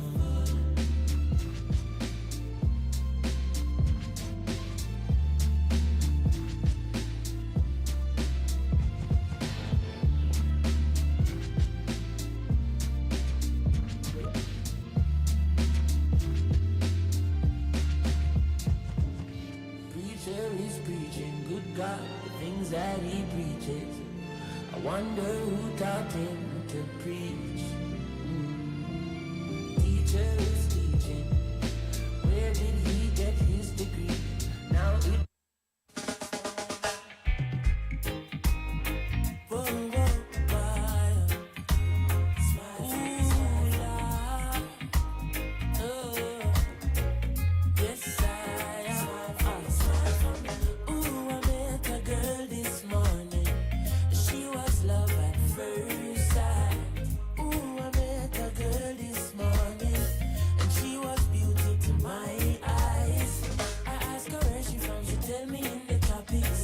She asked me what's my name, I tell her I am Connie. And I said, girl, tell me what's your name, and she tell me that her name is Jamaica. And I said, smile, girl, smile, smile for me, Jamaica.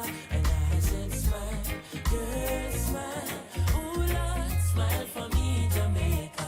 Whenever you cry, here am I, girl, I'm here for you, Jamaica. Dry your eyes, girl, smile, smile for me, Jamaica. Lord, hey, she have a rich history, a beautiful woman with the sweetest gifts, beautiful sunrise and an evening kiss of a nice sunset on the evening season. But she tell me say she tired, tired of the exploit and the liars. She give them reggae, give them beaches, give them flowers and the ferns. All she got is abuse in return. But I say, don't you worry yourself, mama. Hey, Chronix is here to your help, mama. Ooh, I said, no worry yourself, mommy. One thing me, I beg you do for me. And I say, smile, girl, smile. Smile for me, Jamaica. And I said, smile, girl, smile. Hey, smile for me, Jamaica. Never you cry, here am I. Girl, I'm here for you, Jamaica. What must I try? Oh my. And that she asks me, and this I want me say. A sweet, sweet chronic, so give them, give them.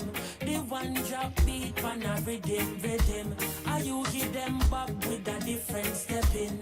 Are you give them both, nobody can run left in? Boy, but see ya, they must see you say you're out of ideas. You give them art and sweet literature. You're gonna make the world see the better picture. I said, no worry yourself, mama. Chronix is here to your help, mama. Hey, I said, no worry yourself, mommy. One thing me, I beg you do for me. And I said, smile, yeah, smile, smile for me, Jamaica. And I said, smile, yeah, smile, smile for me, Jamaica. Never you cry, here am I, whoa, for me, Jamaica. And I said, smile.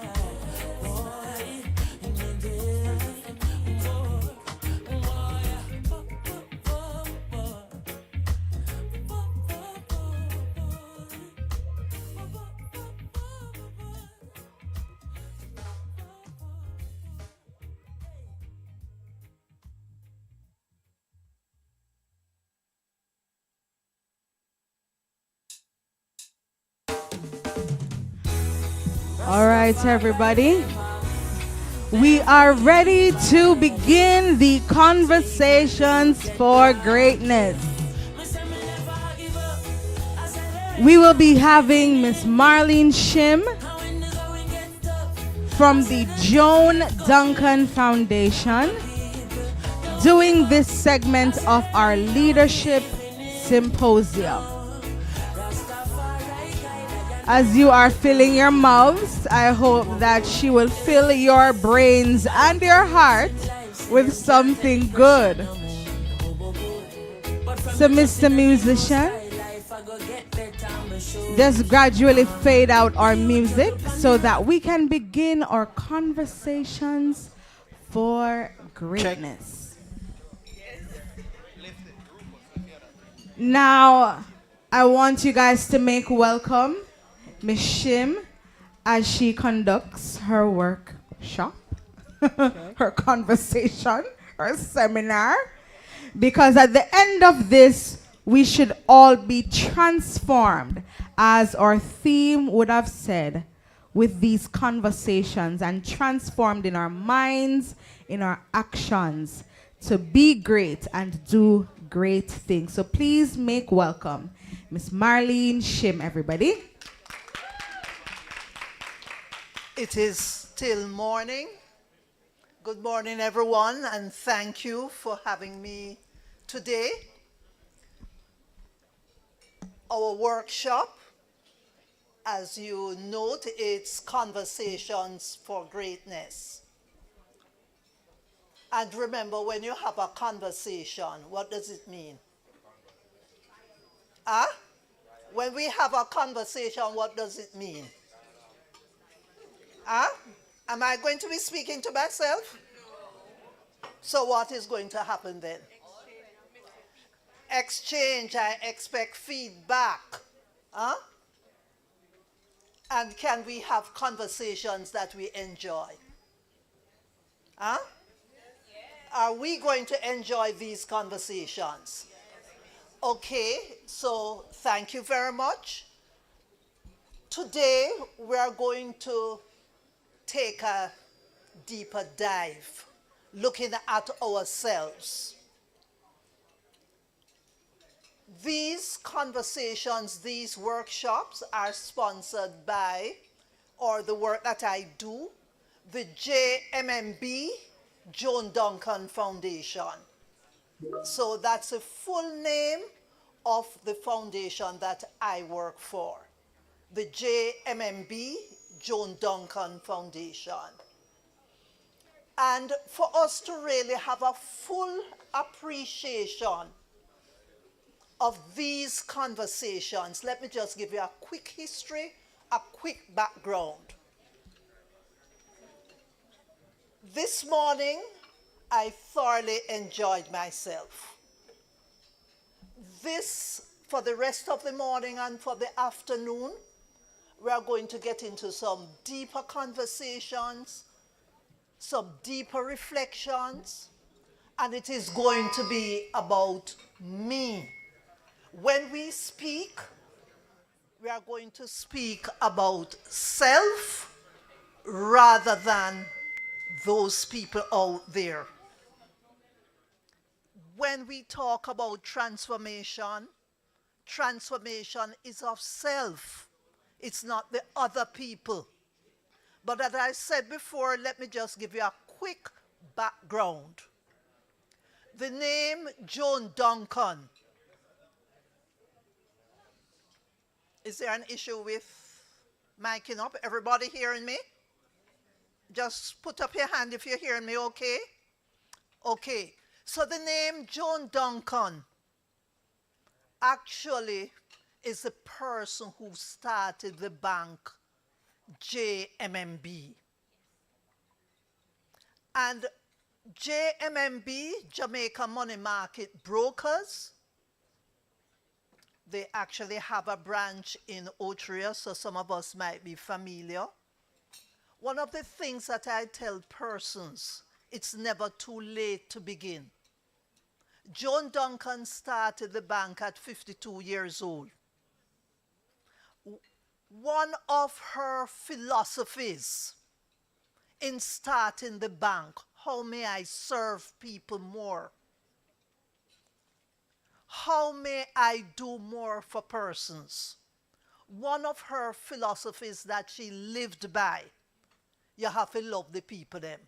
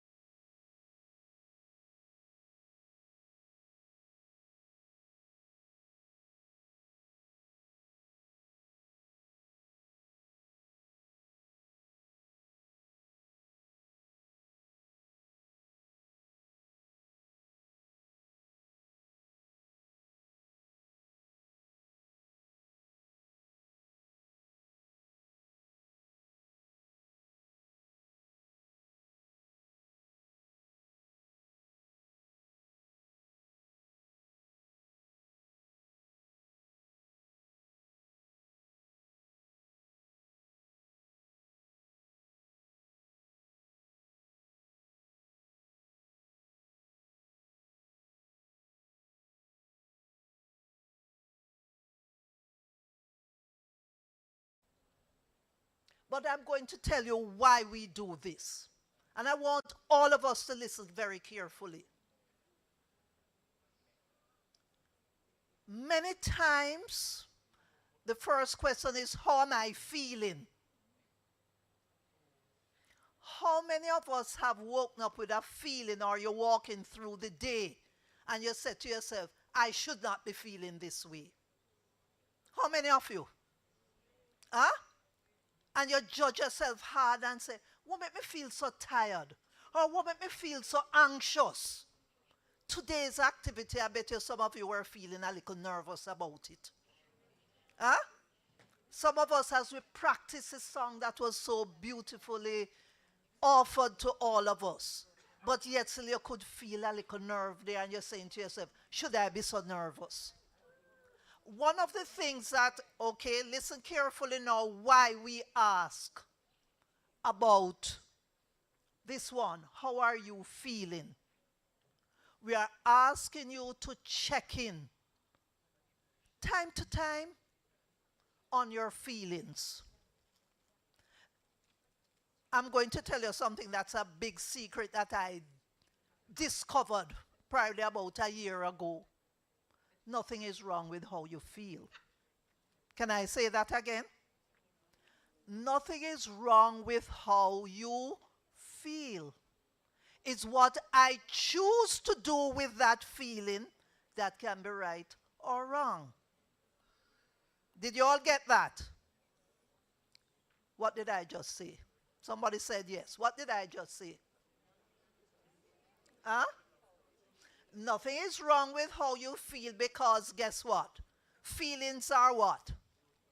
Expressions of whatever you are experiencing at a time. And we are blessed to have feelings, isn't that so? Yes. Huh? But suppose you're feeling angry. Something happened on the bus on the way to school, and it left you feeling angry. How do I work with that anger? Hello? Is it good to acknowledge that you're feeling angry? Huh? So I check it and I say, I'm really angry. But your friend come and excited and said to you, say, what's happening? And what do you do because you're angry? You flash her off. And what do you? If I acknowledge that I was angry and say, look, something happened, I'm really angry, how will your friend receive that? Are you with me? Everybody here with me?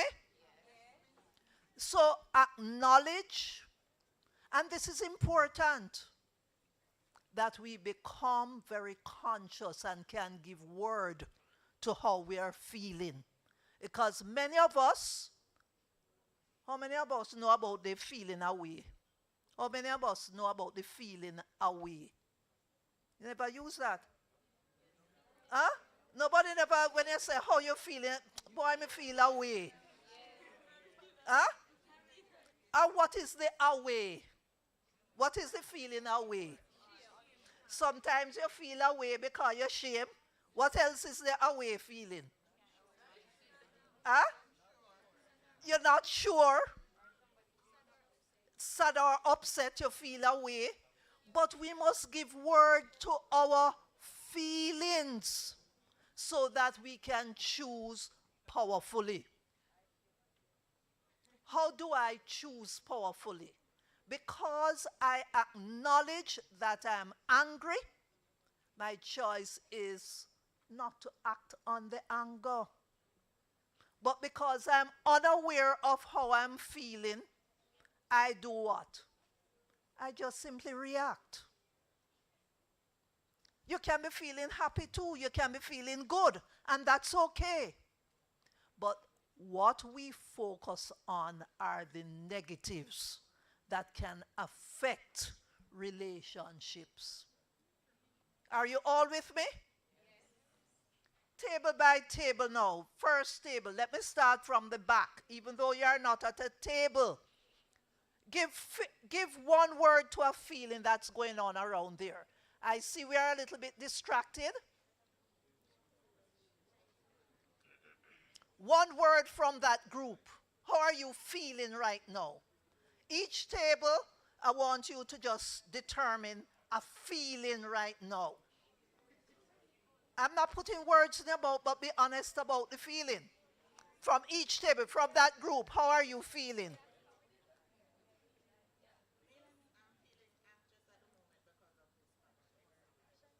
Okay, you're feeling anxious. Thank you very much. Who is next? Go ahead.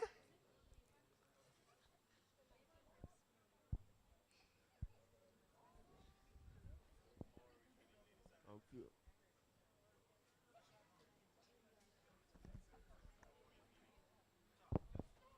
I'm feeling fine You're currently. feeling fine currently. Okay.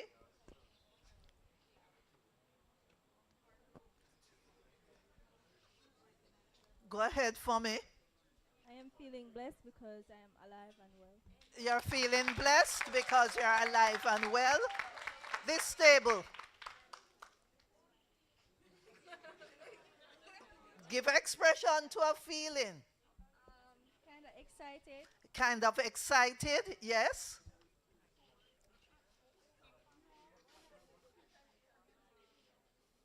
Hand it to her for me. One word to describe how you're feeling. I feel happy. You're feeling happy. Okay. One word. I'm feeling fine. You're feeling fine. One word from this table. One word from this table. Hand it to him for me. We're feeling thankful over here. Thankful. This table is feeling thankful. No, we have one more over there. We're feeling. Hearing me? No, I'm not hearing the mic. We're feeling. Okay, this table is feeling grateful. And this table? Great and highly favored. Great and highly favored. Okay, hold on to the mic for me, please. Having a bit of issue here.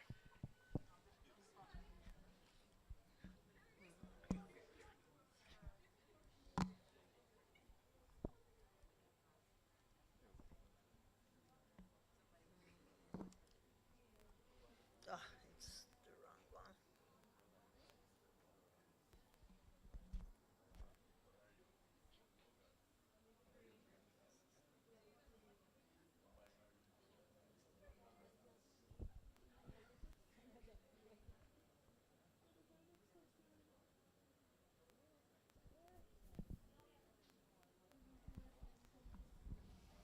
All right.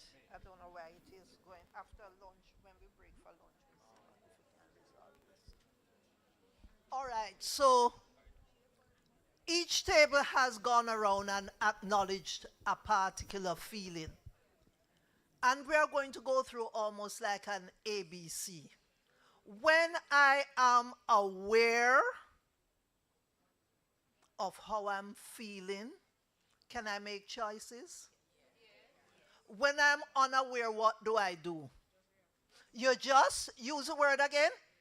You react. And when you react, what happens? It has consequences. By the time you leave here, you're going to learn a new way. A, B, C. I am aware. Can I get that one? I am aware.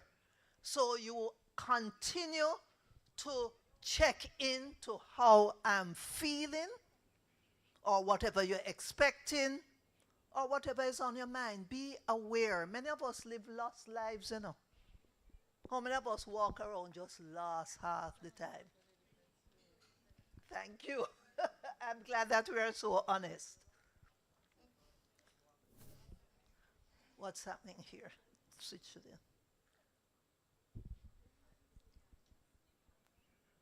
Thank you. Go again for me. Okay. So in this awareness, be present. When we do have this workshop, we ask you to be present. One person, what does being present mean? Beyond being here, what else? Focus, be aware. Yes, thank you. Second one, press again for me, please.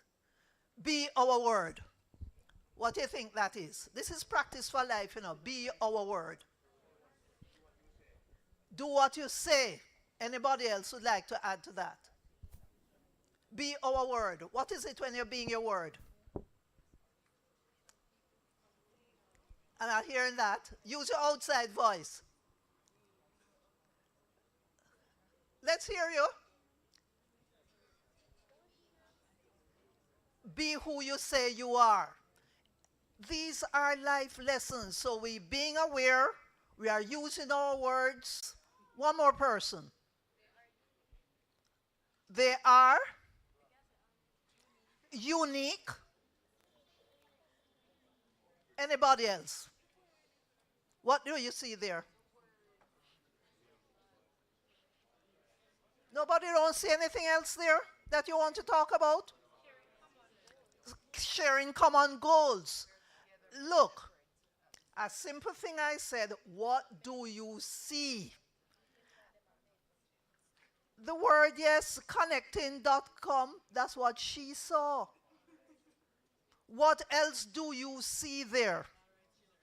Children, what are they doing? Making a circle, sitting. They could be talking. Some persons interpreting and seeing unity, togetherness. But it's what you see. So this group of children and this picture in particular, some persons saw a tree root. And that's not the first time. Some persons have seen a sunflower. But it's what you see. You take responsibility for what you see. There's no wrong or right in what you see. And if we talk to everybody in this space, if you are open to speaking, you have your different interpretations. But this picture, I'm going to tell you a quick story. Thank you. Somebody remember, it's a Ubuntu story. It's an African word that actually explains a certain behavior. And I'm going to spell it for you so that when you see it again, you know it. Ubuntu, U-B-U-N-T-U.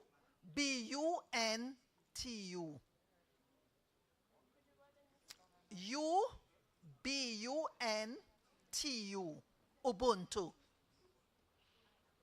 And there's this story that a researcher had gone to an African village. And he put a basket of fruits under a tree. And saw the children playing and said to the children, race to the tree. They went some distance off. Race to the tree. And whoever gets there first will get the basket of fruits. What do you think the children did? Huh? She knows his story. So they held hands and ran together. And when the researcher said to them, why did you do that? They looked at him and said, Ubuntu. What does Ubuntu mean? Why would one be happy and all the others sad? Ubuntu. How many of us here practice Ubuntu? Why would one be happy and all the others sad? Do you think that's an ethical perspective that you could practice? How would it show up for you? Ubuntu, how would you, who said yes? How would Ubuntu show up for you? Why would one be happy and all the others sad? Ubuntu. What did that mean to those children if they were going to all share the fruits? What happens here? In your different departments, how do you show up with Ubuntu? How do you show up with Ubuntu? How do you all show up? No, you don't know? Isn't it a oneness thing? If I know how to do something, do I keep it to myself? Or I say, come, let me show you how to do it? Huh? Is it an Ubuntu thing with you in your departments? How do you work together so that you are successful? If you don't practice the Ubuntu thing, you can't be an island, No man can survive alone, I show up in my greatness when I practice Ubuntu. I support others. How many of you find yourself supporting others? Right here at heart, in your communities, wherever you find yourself, how many of you really practice Ubuntu principles? Any of you? No? You don't? You do? We're not doing it. We're not standing in our greatness by showing Ubuntu. You don't support each other? Is it an individualized thing where I just do my own thing and don't business about the others? How well do we survive under conditions like that? I wonder what's happening here.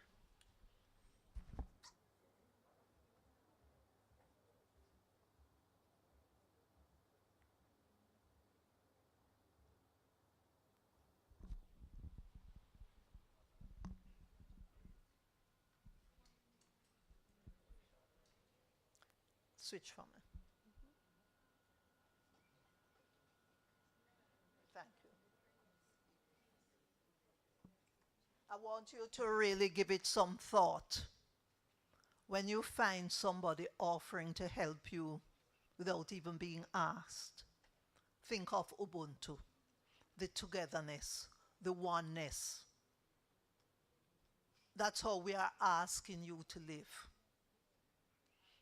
I can share with you, there are some communities still in Jamaica where you'll have one person cooking and making sure that all the children eat. That's an Ubuntu thing. The mother knows that these other children would go without Sunday dinner, so at least she makes sure that all the children in the community eat. Yes, they are still practicing Ubuntu. That's a good thing for you to take on. It only makes you a better person when you can stand in that kind of greatness. So, what's on the screen there? Huh? Let's hear from you now. What's happening there? Don't be shy. Yes, mindful and mindful. What does it mean? Huh? Anybody? What happened to you when your mind is F-U-L-L? Anybody here with mind F-U-L-L? How many persons? Yes. Can you stand? I think the mic might be over there on that table.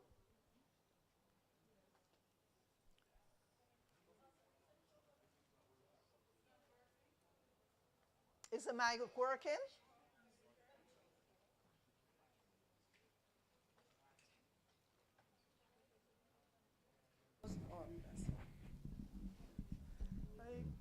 When your mind is full, it's full of lots of things like you want to achieve or anything.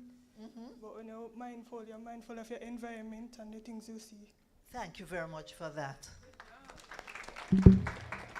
How many persons find themselves though on a daily basis? Which side do you find yourself more on?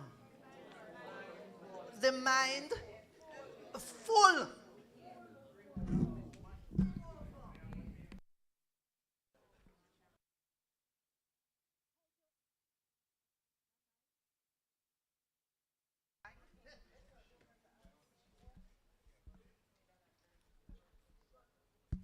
Thank you. When your mind is full, how does it make you feel? Tired? What else? Stress, overwhelmed, anxious, angry, confused. Who said mad out? Yes. Sad. Anybody from this table? Do you have times when you are mind full? You feel overwhelmed. How you notice that? Most persons said for the most part the mind full. Are you walking around overwhelmed, angry, sad? Do you understand when I say that you need to get into your space of awareness? Because if you're walking around with the mind full and it make you feel that way, how are you behaving around this space? Agitated. Are you all with me? Huh? Come, let's be sensible about this now. If every day I'm walking around mind full, is you say it, you know, how it makes you feel. I don't hear one person say when they walk around with the mind full, they feel joyful. I don't hear anybody say when the mind full, they feel happy. It's only when you get over into the mind full that you feel some level of contentment. Not true? How often do you notice the flowers? Or on the way to school, something nice? How often do you realize that you're not even aware of how you're feeling? How many of you? Do you understand why we ask you to do that checking and become aware?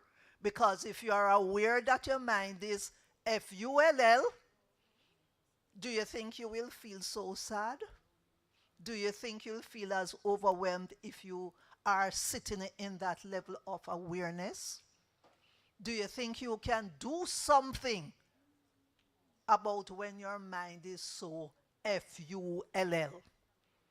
What do you think you can do for yourselves if your minds are so full?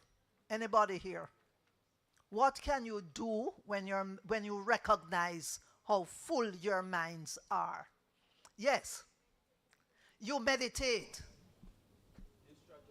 Distract yourself how? By doing things that you enjoy. Yes. Yes?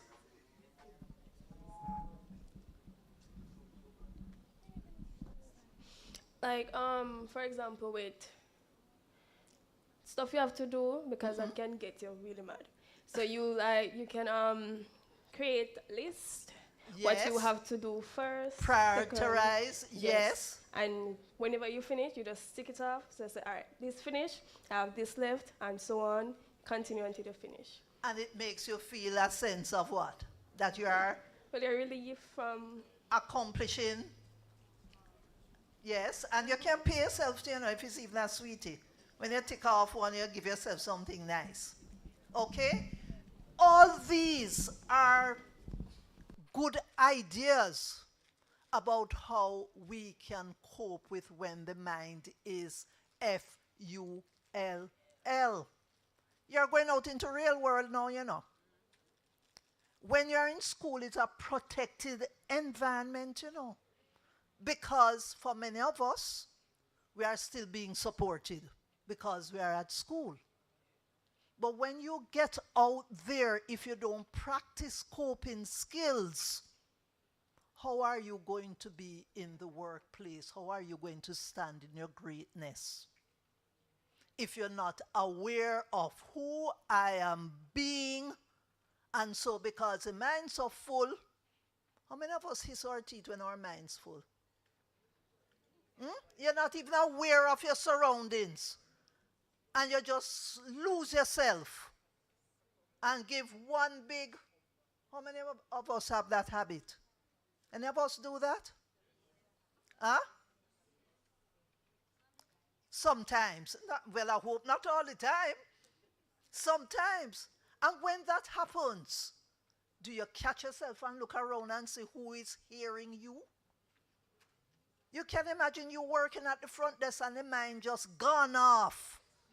And a guest come there standing, and because you're so unconscious of where you are and something that you remember bothered you, or you have the exam and you just go, what will the guest feel like? I stand there and I hear the girl let out one big hiss teeth.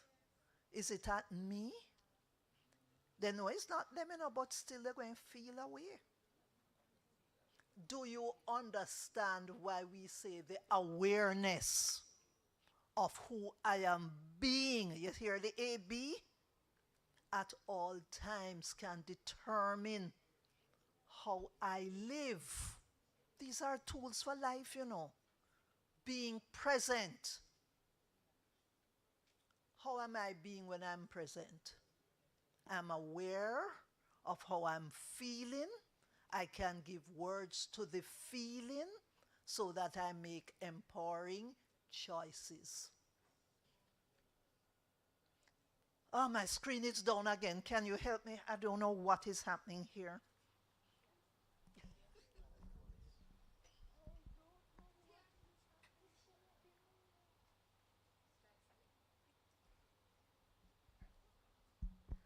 All right, so here's what we are going to do, a little exercise. And this will be good for all of us.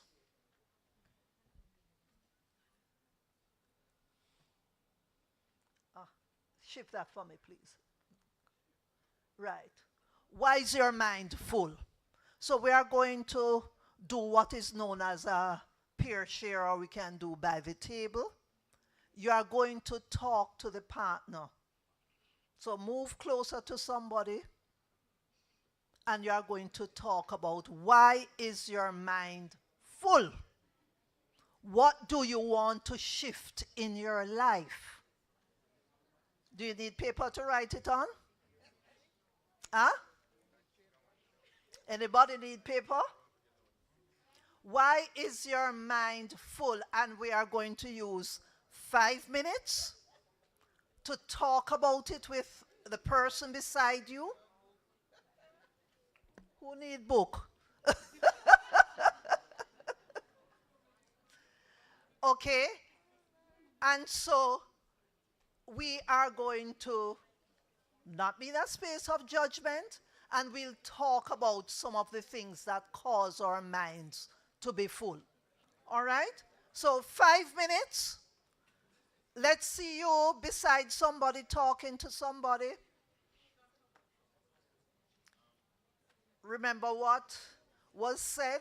You talk to somebody who is not necessarily in your grouping. Come on now, move beside the, come on over.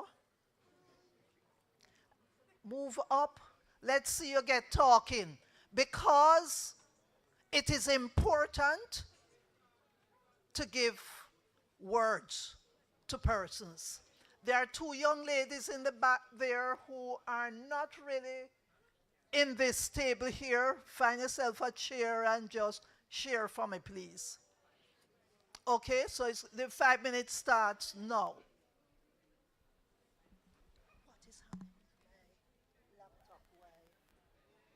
Why it's giving me issues? No, but it's not supposed to turn off. This is the thing. Because it's on slide, share, and recording at the moment. I don't know why. I don't know why. It's not usually like this. What's on there? More slideshow options. All right, that's your job. Thank you. That's going to be your responsibility.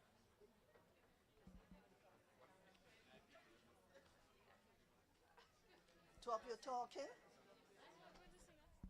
Top your talking. Sharing. Who you sharing with? Who you sharing with? Who you sharing with? Come on, let's have this table getting into conversation now.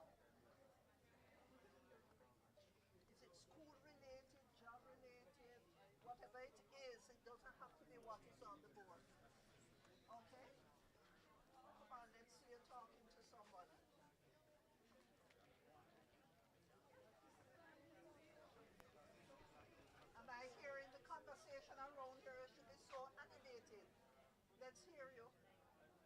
Huh? Nothing. Why is your mind full? Huh? Why is your mind full? Your mind not full. Always. So talk a little bit about why is the mind full. Talk about it. Talk about it a bit. It doesn't have to be what is on the board. Okay. All right.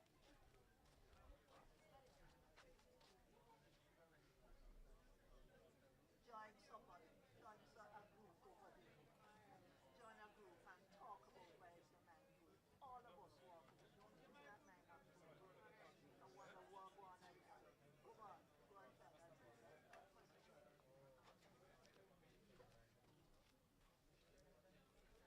You're going to have to share, so talk about.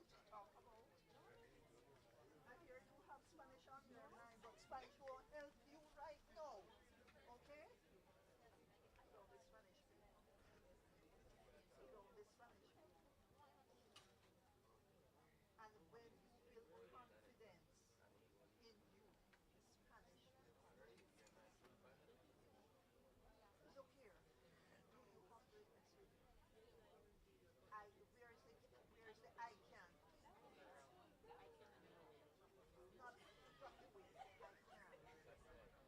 What about you see because you block the mind? It's a mind thing. It's a mind thing. I can't learn Spanish when I pass this exam. I see myself flying out of the exam. Nerves cracking up, and if you feel the confidence in yourself, now you don't have to do the work. You do the work, but if every time you look on the word cabeza, every time you look on the word cabeza, I want to beg again because you have a block that Spanish is hard. Spanish is not hard. It's a language that everyone speaks. Cabeza is good. What about I? Jesus! You don't say but what you get? Food. What is kitchen? What is kitchen? What is kitchen? I cook. What is cook? What is that? Pollo. What in the afternoon? Fried chicken, but pollo is chicken. You don't know that don't be Spanish, and every time I say something about the Spanish, you lose the biggest moments that could serve us. Doing okay?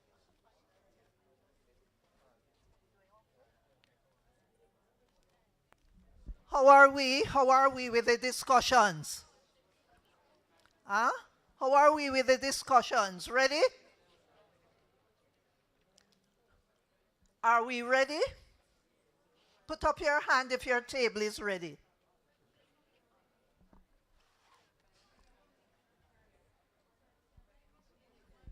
Put up your hand if your table is ready.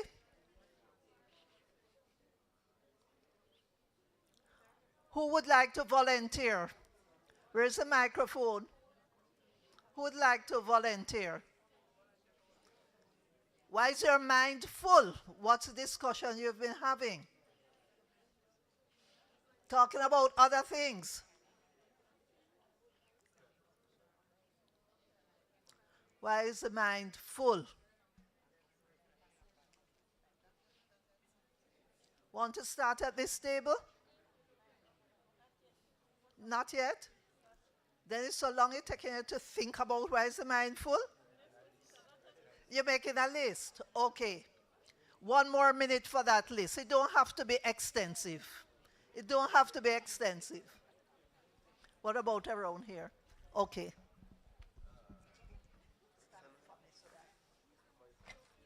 All right. We have somebody on the floor. Can we have your attention? Why is my mind full? Why is your mind? My mind is full because of a lot of different things. Work, home problems, family problems. And just because I don't get many opportunities to kind of empty my head, it just builds up. Thank you. Thank you. What about this table here? Yeah, give you 1 more minute. This table.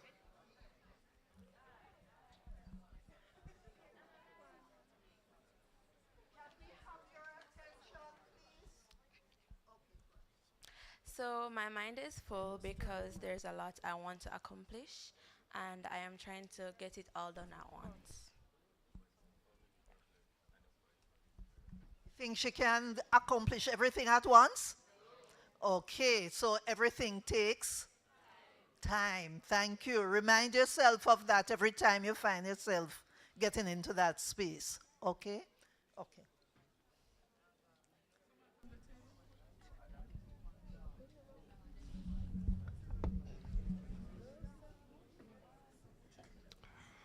My good afternoon. My name is Tariq South. My mind is full because I want to be rich.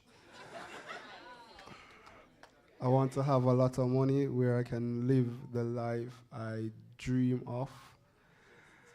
And I really want to be wealthy and healthy. Thank you very much for that. Thank you. Thank you.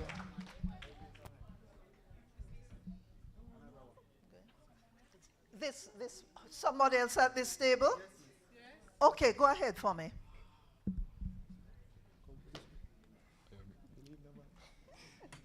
Remember that today's workshop is about us, you know. So, go ahead for me. Good afternoon again, everyone. My name is Ajay Forrester. I would disagree with your question on the mind is full because how can your mind be full when there are things in life that you can't really control? Thank you for that one. I'm just going to say that it's the first I've gotten a response like that. But the mind is considered full if there are thoughts that continuously fill them. And if you notice when we were going through why is the mind full, you actually got a feeling.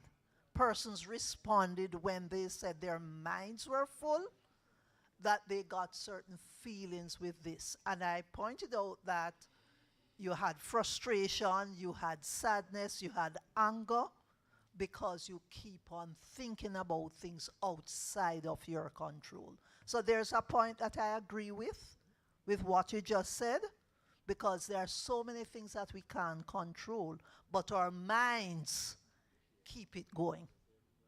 Thank you for that. Thank you. This table, she's smiling away at me so beautifully. Go ahead, go ahead. More than one person, sorry, is a he, sorry. Covering the head. Okay, go ahead for me, please, sorry. Good morning, everyone. My name is Johnny Miller, and I am a student at the Hart College of Hospitality Services. Now, why is my mind full? Well, I would say my mind full for several reasons. One of which is because I aim to be a successful executive chef in the future, as well as to have many businesses around the world. So, those among other things. So you're wondering, so your mind is full of the how? And when. And when. Mm-hmm. And why. And why. Yeah. That's a very important one, the why. Thank you for that. Go ahead. Stand up.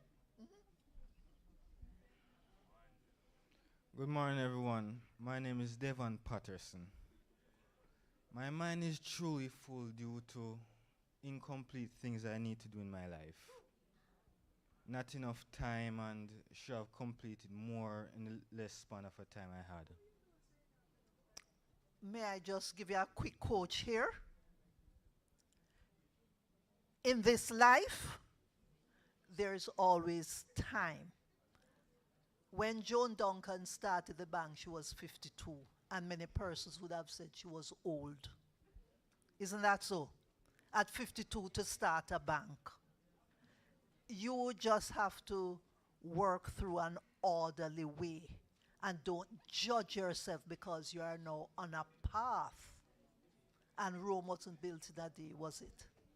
You know that saying, right? Rome was not built in a day. So as a young lady over there had said that you set priorities. So I achieved this, I tick it off. I achieved that, I tick it off. Because if you try to do everything at once, you're going to get confused. And if you just get so harsh and judgmental on yourself, you're not going to achieve anything because you just sit with the mind judging yourself harsh. Because we are going to go through another perspective, what you said to yourself as a result. All right? Thank you for that. Hand the mic to this table here for me. Let's hear from you at this table. Pass it around for me. Should I ever want to touch a mic in case she have to say something? Okay, go ahead for me, please. You think I'm missing you? Okay. Good morning. Morning. My name is Daniel Bish. I find my mind being full because recently, being a student of Hart College Hospitality and being on dorm, being in such a new and challenging environment while on dorm, I find it hard to truly express myself and let out my thoughts when school gets full and with the new work life that I feel in at Cardiff Hotel and Spa. So that sometimes cloud my mind and make me cannot properly process my thoughts. Thank you very much for that. Thank you. Thank you. This table here, please. Did somebody else at this table want to speak before? Okay, thank you. Go ahead for me. Good morning, afternoon, everyone. My name is Malika Roberts. I have a weird take on it. I feel like I cannot function if my mind is not full. If you see me on the campus, I'm always doing something. I cannot not be doing something. So I don't know what would I do. Can I say, is your mind full or are you focused on doing what you want to do or need to do? In a sense, what I want to do has a lot of diversity because I do everything. And I'm saying that you tend to find that you get busy because you focus on what needs to get done. Yes, and rather than your mind being too busy. Yes, and I always feel like if I say no and I don't take on the responsibility, I'm going to watch someone else do it, and I know I would have put in more, if that makes sense. Yeah. And don't be hard on yourself. You are actually doing. Congratulations. Any table that I missed? Yes. Pass it up. Pass the mic for me. Thank you. Oh, you have. Go ahead. Go ahead. I'm just gonna say 3 things out of the 8 that I wrote. First one is I'm not participating in school as much as I used to. The second one is I'm still trying to figure out what I want to become because I still don't know. And third, I'm facing a lot of family problems. Thank you very much for that.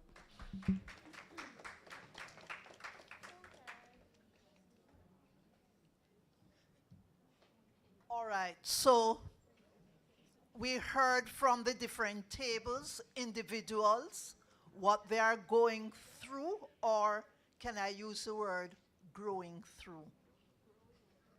Growing through, because when you are able to just stand up and talk about what is on your mind in this kind of setting, note well, you are standing in your greatness because you are moving ahead and seeing yourself. Thank you very much for all the persons. Not that there are not other persons in the table who would have wanted to speak. Can I have one table, please? One. conversation. It is very important for you to recognize that when one person speaks, that there are others who are experiencing it, and you are hearing from them, and you don't feel like you are the only one going through what these persons are going through, because I'm sure you can share at all levels that I have similar issues. They are not necessarily the same because you are different circumstances. But in summary, you're all sharing, whether it's family issues, what do I really want to do, being on campus in this new situation, who am I being? Am I discovering things about myself that I want to confront or don't want to confront? So we are going to start with this particular mindset tool. And remember, we were asking, what is it that you want to shift? So each mindset tool that we go through, we are going to ask you to relate it to what is causing your minds to be so full and how it can be applied. So here is the first one, because we're all standing for the greatness of self, you know. Isn't that so? From morning you have been hearing about greatness. We have clarified what greatness means to us. Now, how do I stand in my greatness? So look at this first tool. What's there? What's there on the screen? Thinking, and what else is there? A heart. But let's focus on the word thinking. You hear us asking about the mind being full. So we have thoughts. Huh? What do you think being is? I talk about human being. But let us hear, what is being? What does being mean to you? Let's just hear from us. Let's continue the conversation. What do you think being means? I'm a human being. What do you think? Yes, go ahead for me. Oneself, my attitude. Who am I being? When I see you, who are you being? A quiet person, a giggly person, your attitude. Do my thoughts have anything to do with who I'm being? Hello? Do my thoughts have anything to do with my attitude? Yes.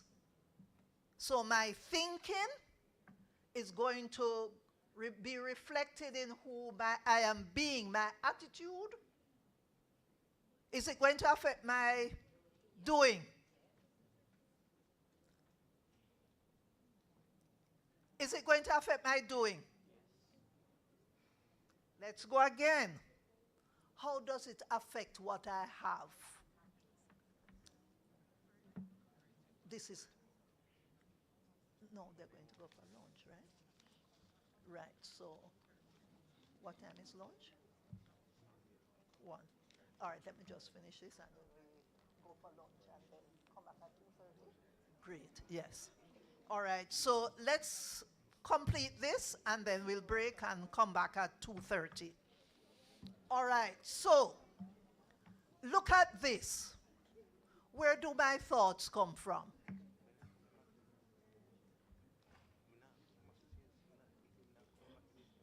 Thoughts from your brain? Where do I learn all of these that go through my head? Socialization. What else teach you how to think?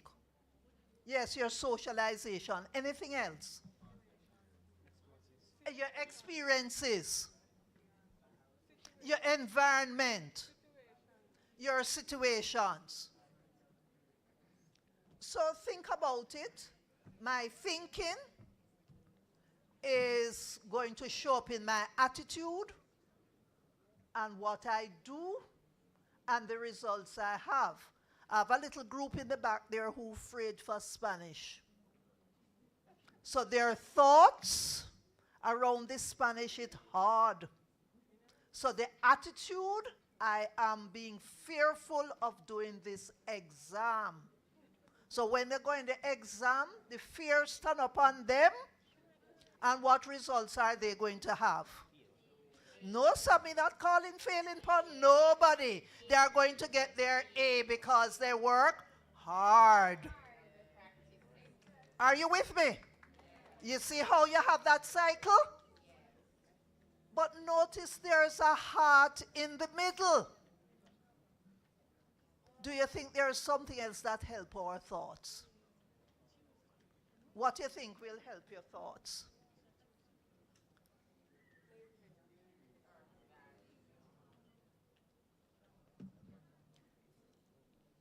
If I'm thinking some thoughts will not sound so good, what pull me back? What will pull me back?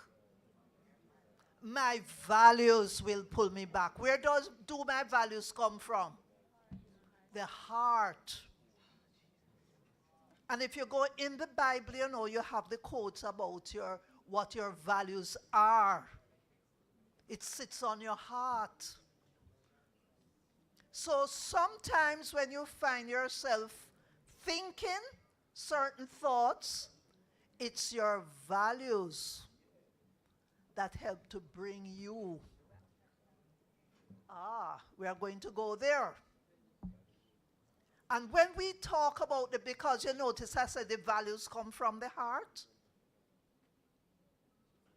Is it the big car that is the value to you?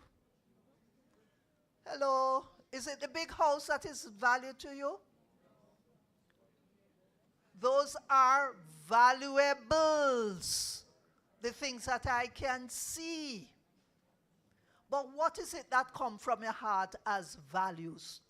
Tell me some of the values that you have that guide your life. What are some of the values that guide your life? Family values, yes. God or faith. Okay? Anybody else? What other values do we have? Your mindset, but there is something that gives you that mindset that guides the mindset. Or the influence that you have, there's something guiding it. Love, thank you very much. Yes? Integrity. Anybody else? Self-motivation. Mindset. What kind of mindset? Think of mindset. What is it? Positivity is a value. I'm always positive. See the difference? Not just the mindset. Mindset can be anything. Okay? What other values? So each table is going to quickly, before we go to lunch, have a quick discussion. What are the values that you would have at this table? What are the values? What are the values? Each table is going to come up with a value. A value. Something that guides the way I do things. I'm standing in my greatness. And so values. So let's quickly now, before you do that exercise, we are going to lunch shortly. Sorry. We need to identify our values. But let's just quickly go back here. So because my value is love or kindness, my thoughts about giving. What's my attitude? What do? I make sure to give. And what's the result I have? I feel blessed. My life is good because I'm a giving person. You see how you put it? Now, whatever is causing your minds to be full, what values can I put in my space to help to guide my thoughts through some of those challenges that I'm going through? Can I say that again? I have my mind full. It's on school. It's on my new living situation. What values do I have to guide my thoughts so that it does not feel so badly about being in the dorm? I use my value of family life to guide me. And so I have the end result because family life, I share. Family life, I have the circle of friends who help to motivate me. So, very quickly, how can we identify our values? I want each table, very quickly, to just give me a value. Okay? Yes? Compassion.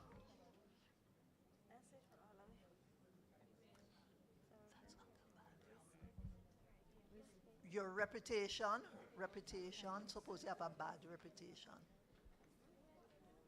is valuable to you.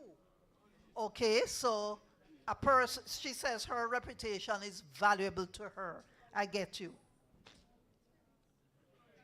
Courage, yes?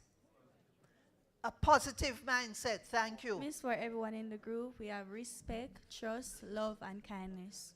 Trust, love, kindness. What about this group in the middle? Self-esteem. Rephrase that. Rephrase interpretation as a value. Determination. Oh, I'm sorry. My hearing is going. I'm probably hungry. Gratitude and tolerance. In the back there. Confidence. Thank you. Being patient. Patience. So before we go for lunch, we are going to... Okay. Before we go for lunch, I want persons, while you're having lunch, to think of the values that you hold dear that drive your life so that it can start guiding your thoughts, what we call a values-based life. All right, so we are going to stand, say grace, go for lunch, and be back here at 2:30. We'll be back right here at our seats at 2:30. Is that okay? Integrity? Are we going to be in integrity and get back here at 2:30?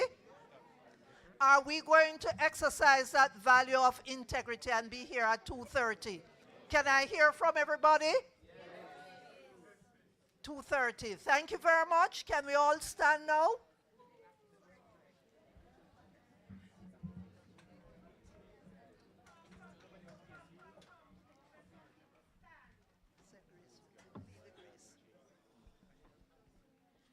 All right, let us say the grace for health and strength.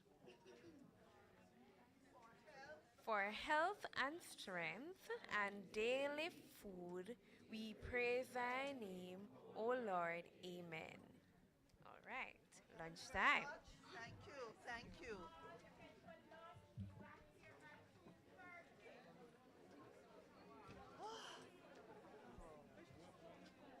So what is happening here with my...